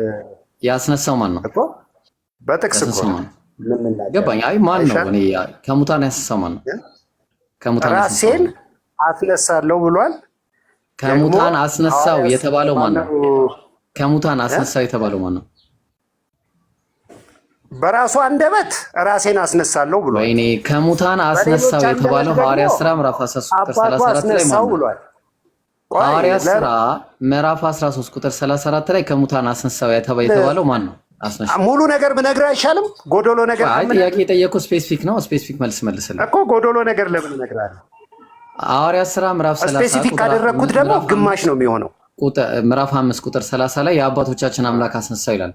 ያስነሳው የአባቶቻቸው አምላክ የተባለው ኢየሱስን ከሙታን ያስነሳው ማን ነው? አባቱ ማን ነው ስሙ? አብ ይባላል። በጣም ጥሩ። አብ ኢየሱስን ያስነሳው አብ ነው። ጥሩ። አብ ያስነሳው ኢየሱስን ከሆነ መለኮት ስንት መለኮት ነው የሞተው?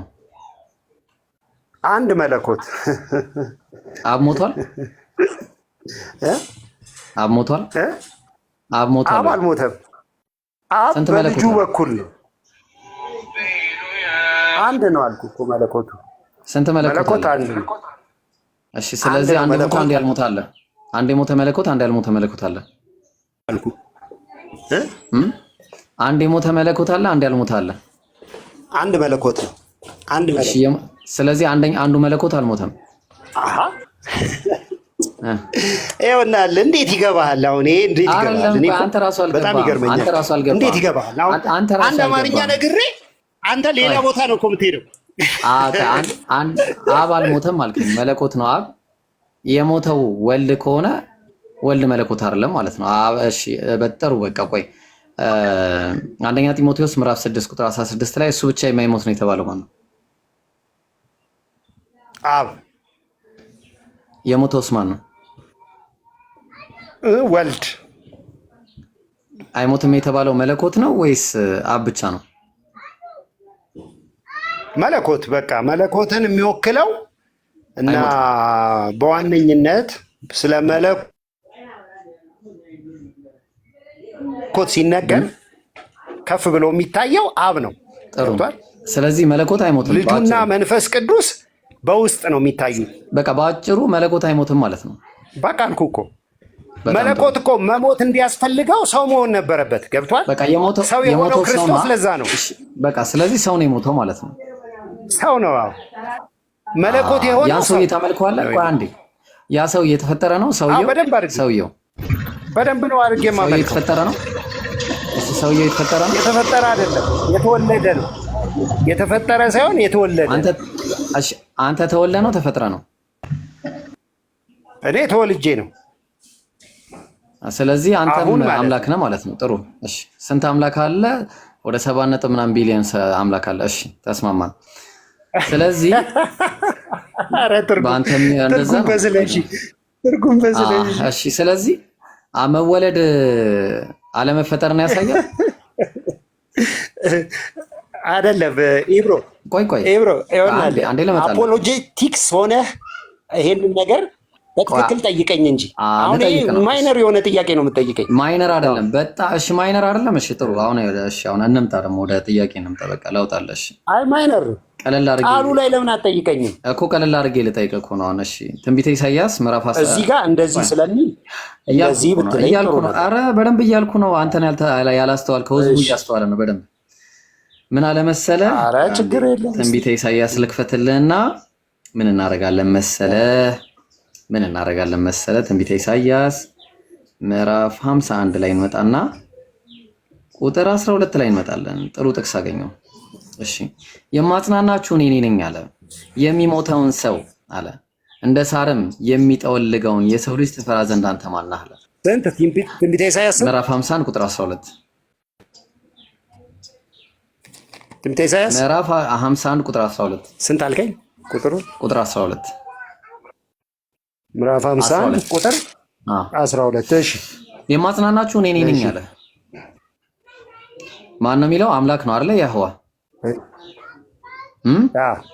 በጣም ጥሩ። የሚሞተውን ሰው አለ። ጥሩ። የሚሞተው ሰው ጥሩ። እንደ ሳርም የሚጠወልገውን የሰው ልጅ ትፈራ ዘንድ አንተ ማን ነህ? የሚጠወልግና የሚሞት ሰው ይፈራል ወይስ አይፈራም? አይፈራም። ቆይ አንዴ ይቅርታ። አቡኪ ሰላም አለይኩም። አላህ አቡኪ እንግዳ የመስጂድ ጉዳይ መጣብኝ። አንድ ጊዜ ላስተናግድሽ ኢንጂነር ምናምን አፉ በሉኝ። እሺ ቀጥሉ። እሺ ልትሄድ ነው? አይ ከኔ ጋር ይቀጥላሉ። ችግር የለውም። ግን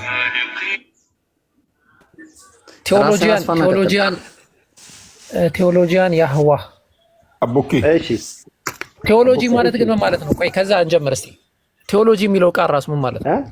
ቴዎሎጂ የሚለው ቃል ስነ መለኮት ማለት ነው። ስነ መለኮት እኮ ምን ማለት ነው? ቃሉ አሁን ምንድን ነው? አሁን ሳይኮሎጂ ሲባል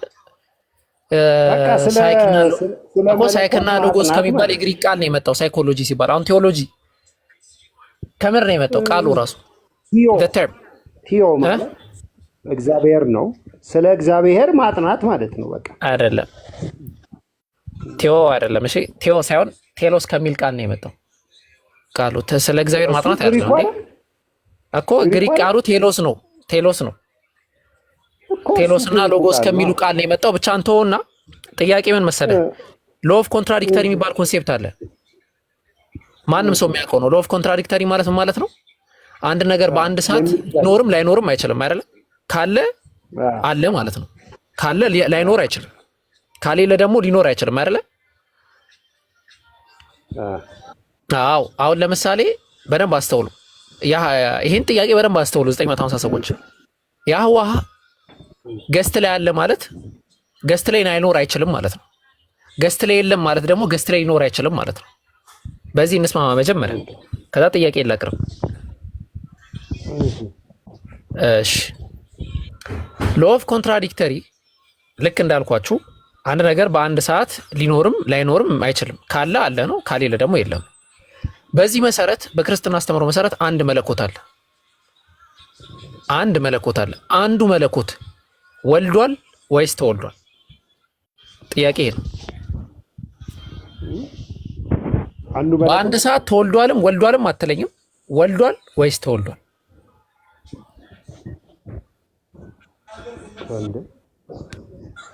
ምን ማለት ነው? በጣም ቀላል ጥያቄ ነው። ምን ማለት አንዱ መለኮት ወልዷል ወይስ ተወልዷል? እንደዛ የሚባል ነገር እኮ አይደለም። አንዱ መለኮት ወልዷል ወይስ ተወልዷል? አምላክ ልጅ አለው ወይስ የለው? እንደዛ የሚባል ነገር አይደለም። ስለዚህ አምላክ ልጅ የለው በክርስትና ሰው ልጅ አለው። አምላክ ወልዷል? አምላክ ልጅ አለው። ወልዷል? አምላክ ወልዷል? አዎ ልጅ አለው። አዎ አምላክ ወልዷል ወይ? ልጁም ኢየሱስ ክርስቶስ ይባላል።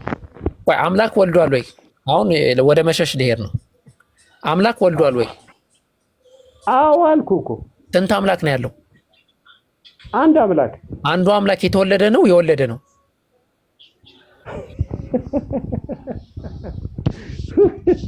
ኧረ ወየው ምን አይነት ነገር ነው ጌታ ሆይ። ጨርስ፣ ዘና ብለህ ጨርስና ወዴትም አልሄድም። ዘና ብለህ ጨርስና ጥያቄ ነው ደግሜ የማቀርበው። አንዱ አምላክ የወለደ ነው የተወለደ ነው? እኔ በጥያቄ ነው ደግሞ የምመልስልህ። ገብቶሃል? አረኔ ሰው መመለስ ይቻላል። ኢየሱስ ብዙ ቦታ አንዱ አምላክ እኔ አሁን ጥያቄ በጥያቄ ነው። አንዱ አምላክ የወለደ ነው የተወለደ ነው? ከይቅርታ ጋር ይመልስልኝ። ሰውኛ ስለሆንክ አስተሳሰብህ ሰውኛ የሆነውን አስተሳሰብህ በምንም አይደለም።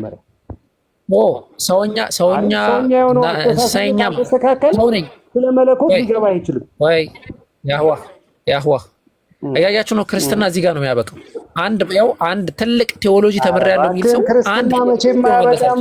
ዝም ብለህ አታሟት ቁጭ ብለህ መልስ። ከይቅርታ ጋር መልስልኝ። አንዱ አምላክ ወይ የወለደ ነው የተወለደ ነው? አንዴ አምላክ ልጅ አለው አልኩህ እኮ ደግሜ ልንገርህ። እኔ የለውም አላልኩም። አንዱ አምላክ የወለደ ነው የተወለደ ልጅ አለው ወልዷል። አምላክ ወልዷል። ኒቆዲሞስ ሚታርክ ቴዎሎጂያን ነው እያወራ ያለው። አንዱ አምላክ የወለደ ነው የተወለደ ነው። ልጅ የለውም አላልኩም። አንዱ አምላክ የወለደ ነው የተወለደ ነው።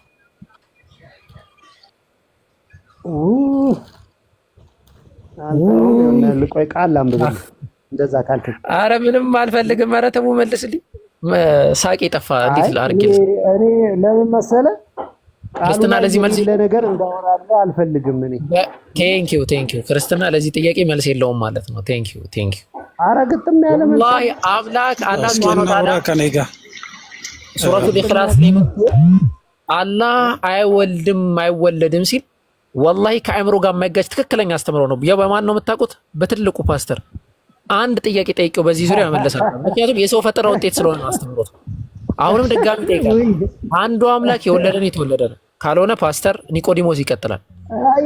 እሱን እሺ መልስልኝ። እኛ ጌም እኮ የጭንቅላት ጨዋታ ድሮ የበላ ነው። ይሄ አሁን የጭንቅላት ጨዋታ ሳይሆን መብላት ሳይሆን መመለስ ነው። እናውራ ካልክ እኮ ጥያቄን ይመልስል። ጥያቄን መልሱልኝ ከይቅርታ ጋር። እኔ ወላሂ የጭንቅላት ጨዋታ እየጨዋታሁ ተውን ነው እያስተማርኩ። ልጅ አለው ካልኩ አምላክ ነው ወይ የተወለደው ነው እያልከኝ ያለ? አዎ አምላክ ነው የተወለደው። የተወለደውም አምላክ ነው፣ የወለደውም አምላክ ነው አላልኩም። ጥያቄን አታስተካክለው። አንተ እንደተመቸህ አይደለም። አንዱ አምላክ የወለደ ነው የተወለደ ነው። እኔ ከሎት ኮንትራዲክተሪ የገባኝ እንደዛ ነው። አሁን አባባሌ የገባኝ እንደዛ ነው አይደለም። የጠየቅኩህን መልስ። አንዱ አምላክ የወለደ ነው የተወለደ ነው? ሁለቱም አምላክ ነው። የተወለደውም አምላክ ነው፣ የወለደውም አምላክ ነው። ዘጠኝም አምላክ ይኖር። ሁለቱ የተወላለዱት አምላክ ነው የወለደው አምላክ ነው ያልተወለደ አይደለም። አዳምጡ በደንብ የሚለውን ወደዚህ ደግሞ እንመጣለን። ጥያቄ ግን አንዱ አምላክ የወለደ ነው የተወለደ ነው ነው? አንዱ አምላክ የወለደውም ነው የተወለደውም ነው። አንዱ አምላክ እኮ በጣም ጥሩ። ቆይ እየመዘገብኩኝ ነው የምናወራው። አሁን ቪዲዮ ከፍታለሁ። አሁን ጥሩ ፖይንት መጥቶልኛል። ምን አለኝ? የሐዋ ወልዷልም ተወልዷልም እያለኝ ነው። ስለዚህ አንዱ አምላክ ወልዷልም ተወልዷልም አይደለ? ወላሂ አሁን ክርስትና እዚህ ጋር በቃ ምን አልክ መሰለህ አንተ? ክርስትና መቼም አያበቃለትም። የወለደውም የተወለደውም አብ ነው ማለት ነው። ታሟርታለህ ቁጭ ብለህ እንጂ ምንም አታመጣም። አዳምጡ በደንብ። የወለደውም የተወለደው አብ ነው። የወለደውም የተወለደውም አብ ነው። ምንድን ነው ያልከው? አንዱ አምላክ ወልዷልም ተወልዷልም ማለት ነው። ይሄ ማለት አብ ነው የወለደው አብ ነው የተወለደው ማለት ነው። አይ እቺ ጌም እኮ ደስ ትለኛለች በእናትህ። ብዙ ኦንሊ ቢቶችን እንደዚህ አይነት ጌም የለም ብራዘር። እሺ መልስልኝ። አብና ወልድ ነው የሚባለው። ገብቶሃል? የተወለደው ወልድ ነው። እኛ የምንለው አብ ነው የተወለደው። ቤት ተረጋጋ። ያለኝን ነገር አደገኛቱን አሁን ስላወቀው ነው እቺ ጨዋታ ያለው።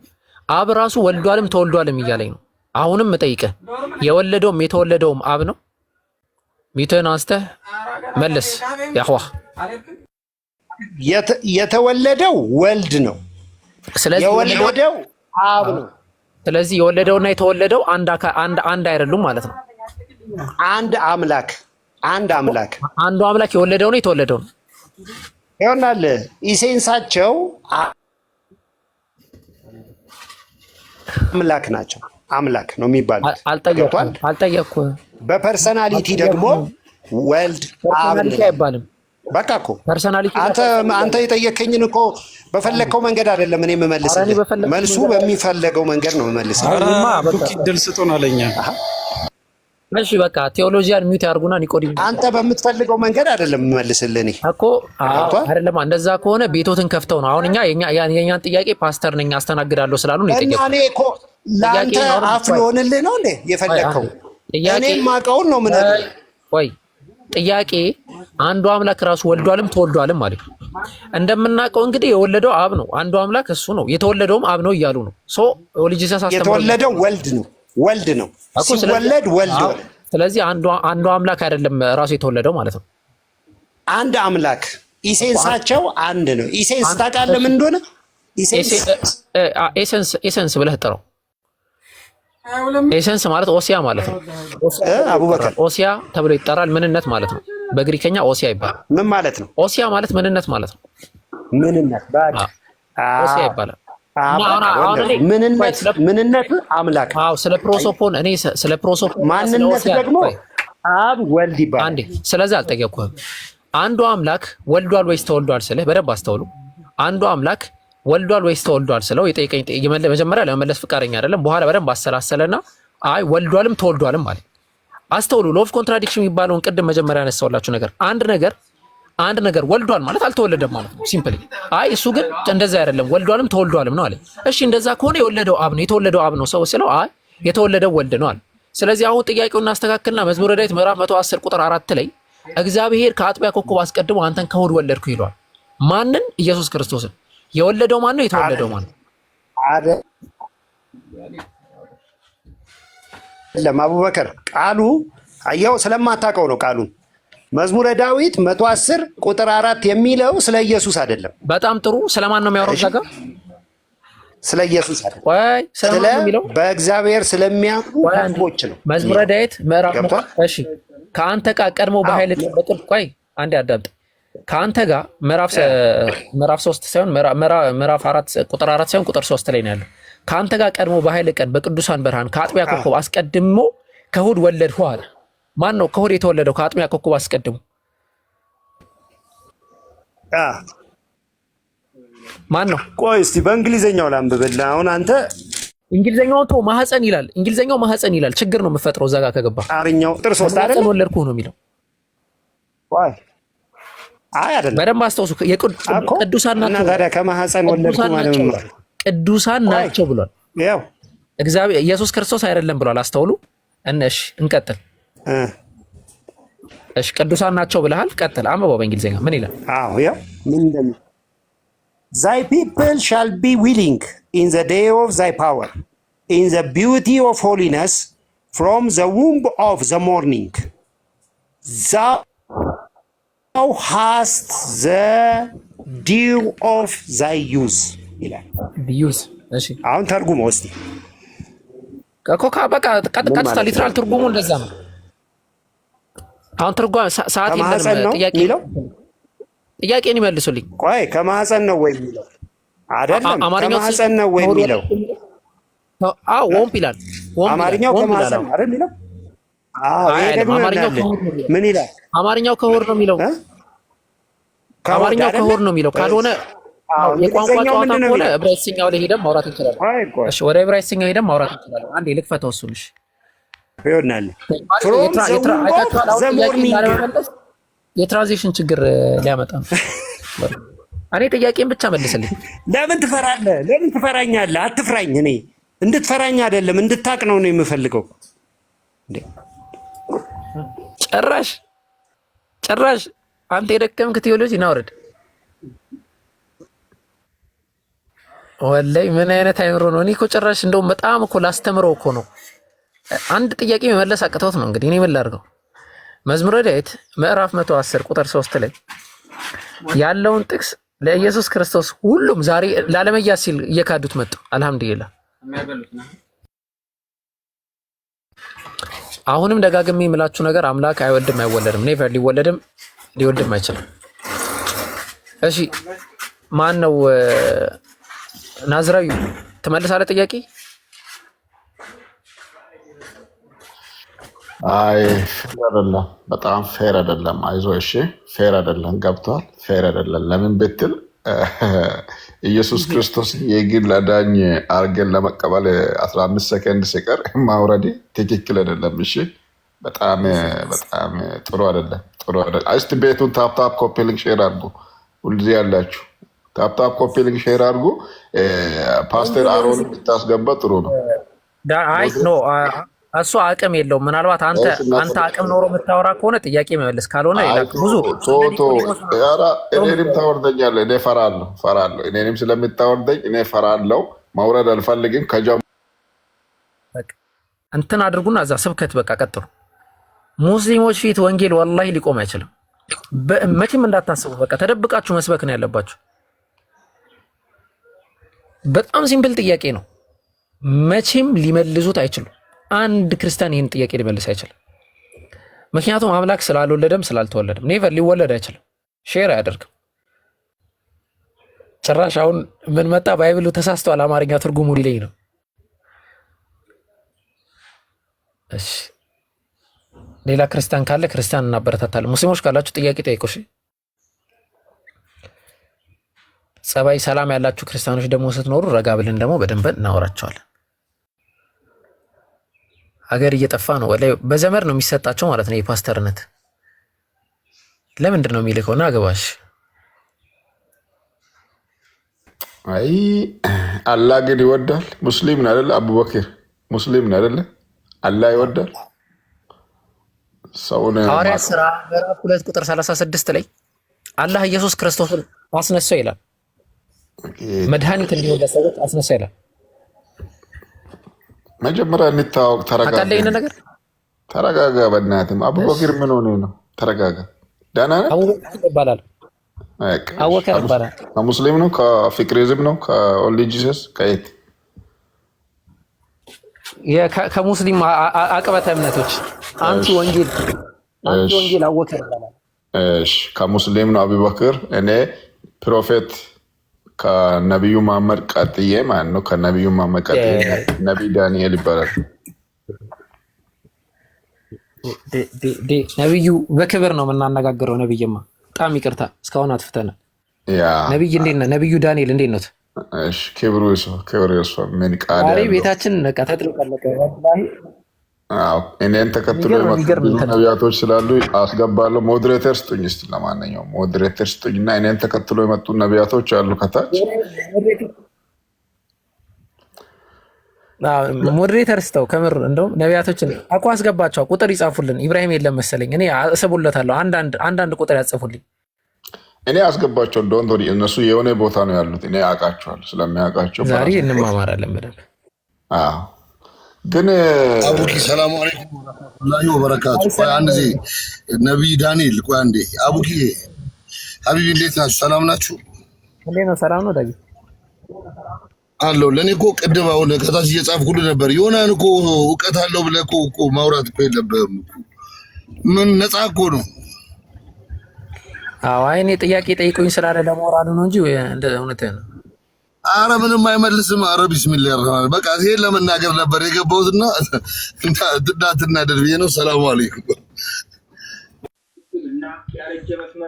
ችግር የለም። ዋርሳት ለወርካት አይስ ሙዝሊ ጥያቄ እንትን እያደረገን እንጨርሰዋለን። እሺ ጥያቄ አለኝ ዳንኤል። እኔ መጨረስኩ። ለምንድን ነው እንደ ማትረግጥ? አትቸኩል። ወንጌል እንደዚህ አይሰበክም። ተረጋጋ። እየታወቅን እኮ ተረጋጋ። ትንሽ ስለ ድምፄ በጣም ይቅርታ።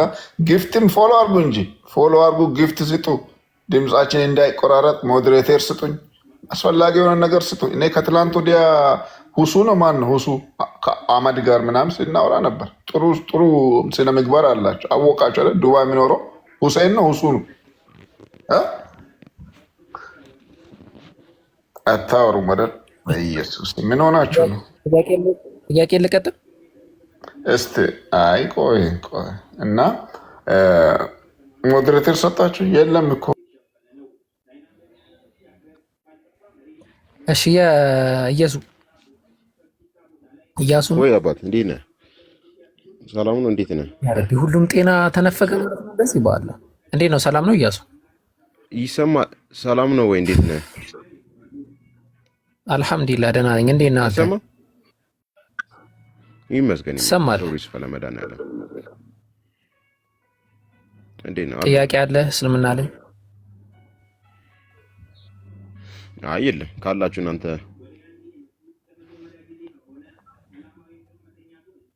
ልጠይቀህ ትመልስልኛለህ? እኔ ጥያቄ አለኝ። ጥያቄ እስኮር አለ ጠይቅ፣ ችግር የለውም። እሺ ቀደም ያነሳው ጥያቄ ነበር። አንዱ አምላክ ተወልዷል ወይስ አልተወለደም የሚል ጥያቄ። አንዱ አምላክ የወለደ ነው ወይስ የተወለደ ነው? ምን አልከኝ? ድገሞች አብራራልኝ።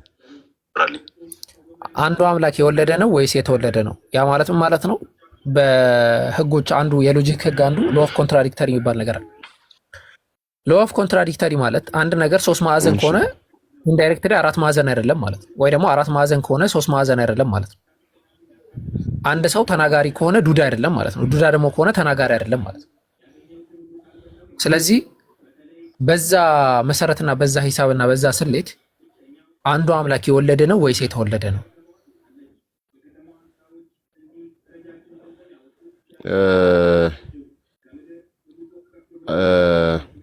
አንደኛ ይኸውልህ ስላሴ የሚባል ነገር አለ። አንዱ አምላክ ሌላ ጥያቄ ልቀጥል። ኦፍ ኮርስ ልክ ነህ። ቆይ ልክ ነህ። ሌላ ጥያቄ አንዱ አምላክ ስትል ይሄኛው ሳልጨርስ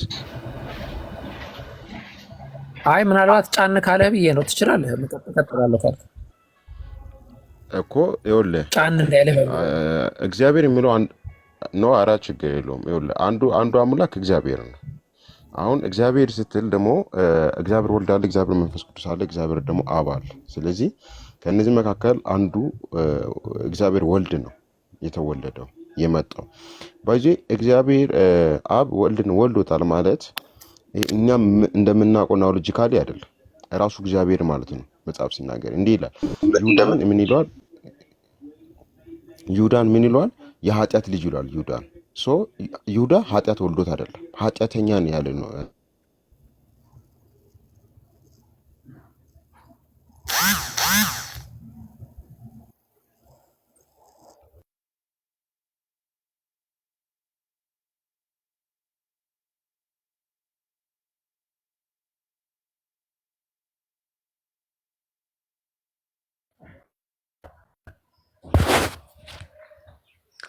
እሺ ተመልሻለሁ።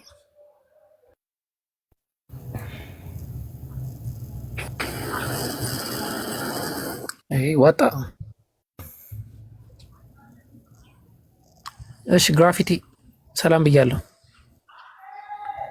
ሰላም ብያለሁ። እንዴት ናችሁ? አልሐምዱሊላህ። እንዴት ነህ? ሰላም ነህ? አወክር ፓውዝ ነህ? እሺ 1500 ቢያቸው ግን እኔ የፈለኩትኝ አቡኪ ጥያቄ ስትጠይቅ በጣም ደስ ይላል ምናምን ጂኒየስ የሆነ ጥያቄ ትጠይቃለህ። ግን የቅድሙ ይሄ የሃውሃ ያልከው እንትና ጆኒ እንትን ስላሴን አይቀበልም እና አሁን ይሄ ምንድነው የፓለስታይን ባንዲራ ስላሴን አይቀበልም አይቀበልም ነው ስላሴን አያምንም እሱ 1500 ነው ያልከው ነው የህዋ ምስክር ነው። ስላሴን አይቀበልም እሱ በስላሴ አያምንም። አላወራም ላወራ አልፈልግም ያለህ ለዛ ነው ስለማያምን ነው ከኔ ጋር ስለሚያወራ ነው። እና እንትን ይሄ ያውኑ ማን ነበረ ዳኒ ምናምን ነገር ያልከው ማለት ነው ጂሰስ ነው አንዳንዴ ምን አልከኝ? ኦንሊ ጂሰስ ነው ኦንሊ ጂሰስ እንደሆነ አላውቅም ግን አይ ምን እንደሆነ አላውቅም ኤግዛክትሊ ምን እንደሆነ አላውቅም ግን በስላሴ በጣም አይ እንደዚህ ማ ቢነግረን ጥሩ ነበር እንግባባ ነበረ። አዎ አይ ካለ መልሰህ ታስገባዋለህ ምናምን መወያየት ይችላል። ግን ያው አንዳንዴ ኖርማሊ ለቅድም እንደተናገራቸው ንግግሮች ምናምን አታኪንጎቹን እለፋቸውና እንደዛ ሆነ መግባት ይችላል። ችግር የለውም። እንትን ይሄ አሁን ዳኒ የምትለው ልጅ ግን ምንድነው መሰለህ አሁን እናንተ በጣም ወጣት ናቸው ምናምን ነገር ማለት ነው። ይሄ ኖርማሊ የእናንተን አንቀጽ ለማስቀየር ወይም ርዕሱን ምናምን ነገር ለማስቀየር ልክ እንደ አሁኑ አይነት ሎጂካል የሆኑ ጫውታዎችን ምናምን ቀስ አድርጎ ምናምን ነው እንደዚህ ሲያስቀይሯችሁ ወይ ማውረድ ነው ወይ በቀጥታ ወደ ጥያቄው ወደ ገደለሽ መግባት ነው እንጂ አሁን እነሱ ምንድነው ይሄንን ነገር ዲስትሪቢዩት እንዳታረገው ነው የሚፈልጉት። እና እንደዚህ አይነት ጌሞቹን ቶሎ መባነን መቻል አለብህ። አስተያየት ለመስጠት ነው። ድምቀቴ ብዬሃለሁ ስምህን በቃ ደስ ይላል እንትነህ ራሱ ኢብራሂምንም ሰላም በልልኝ፣ አሲያንም ሰላም በልልኝ፣ ሌሎቻችሁም ሰላም ብያለሁ ሁላችሁ። አይ ኢንሻአላህ አይ ጥሩ ፖይንት ነው። እኔ ስላሴ እንትና ለማለቱን አላወኩትም። ቶሎ መመለስ ይችል ነበር ልጁ ራሱ እንትና አለ ፈርቶ ነው ማለት ነው ሐሳቡን መናገር። የነሱ አስተምሮ ራሱ በጣም ከባድ ነው። ከስላሴ ውጭ ያሉት ፒውር ዩኒቴሪያን ካልሆኑ በስተቀር ወይ ደግሞ ኤቦናይቶች ባለፈው አንድ ኤቦናይት አግኝቻለሁ ማውራት አልቻልኩም። የሆነ ሼሮ የሚባል እሱን ባወራው ደስ ይለኛል። ሌላው በጣም ፒውር እንትን ነው። ሰው ጥያቄ ያለው ሰው ካለ አሁን ጥያቄ አቅርቡ። ሙስሊሞች ጥያቄ ካላችሁ፣ ክርስቲያኖችም ጥያቄ ካላችሁ ጥያቄ መቅረብ ትችላላችሁ። ሞዴሬተሮች ካላችሁ አስገባቸው ይጠይቁ። ኢብሮ ካለህ ደግሞ ብትመለስ ደስ ይለኛል። አይ ቲንክ መቆየት አልችልም።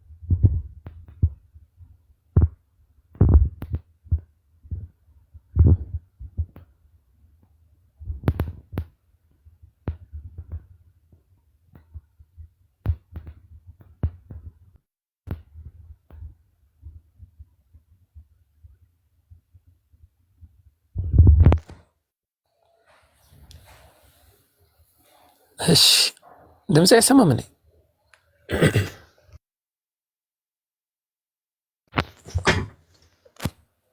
ድምጽ ይሰማል? ኦኬ አሁን መጣ። ይሰማል። አይ ኢንሻአላህ። እሺ እንደዛ ከሆነ እንትን አድርጉ። እሺ እንትን ተቀላቀሉ ደግሞ አላሁመ ሰሊ አላ መሐመድ። ያው ይሄንን ምልክላችሁን ቴሌግራም ቻናል ተቀላቀሉ። እሺ በጣም የሚገራረሙ ትምህርቶችን እየጀመርንበት ያለው ቻናላችን ነው። ቴሌግራም ቻናል ይቀላቀሉ ኢንሻአላህ።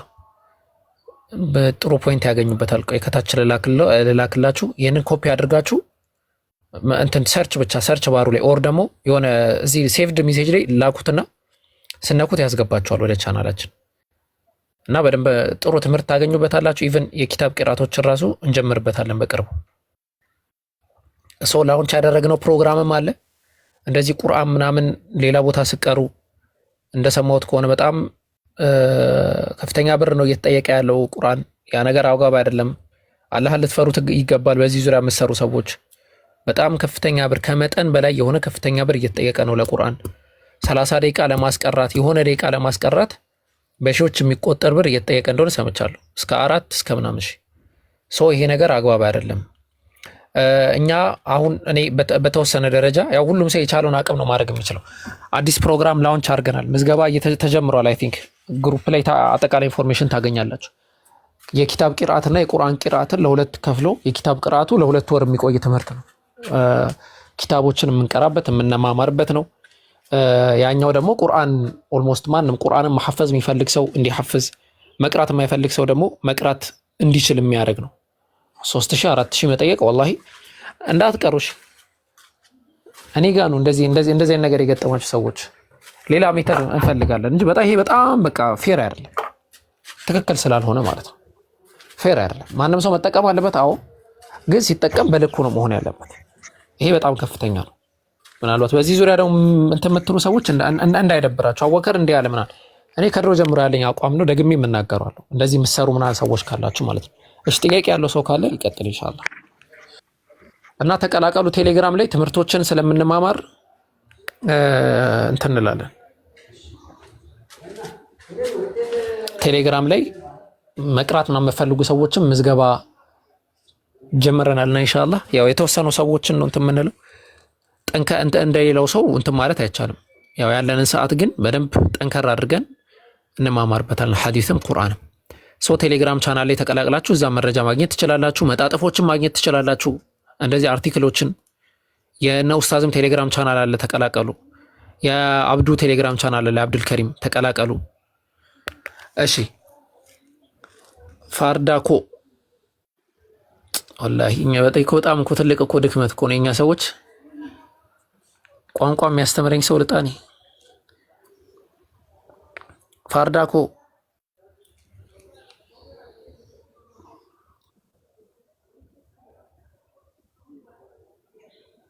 ያው ሊንኩን ከታች እንትን እያደረጉላችሁ ነው። ከታች እየላኩላችሁ ነው። ሊንኩን ኮፒ እያደረጋችሁ እንትን በሉት። እሺ ጥያቄ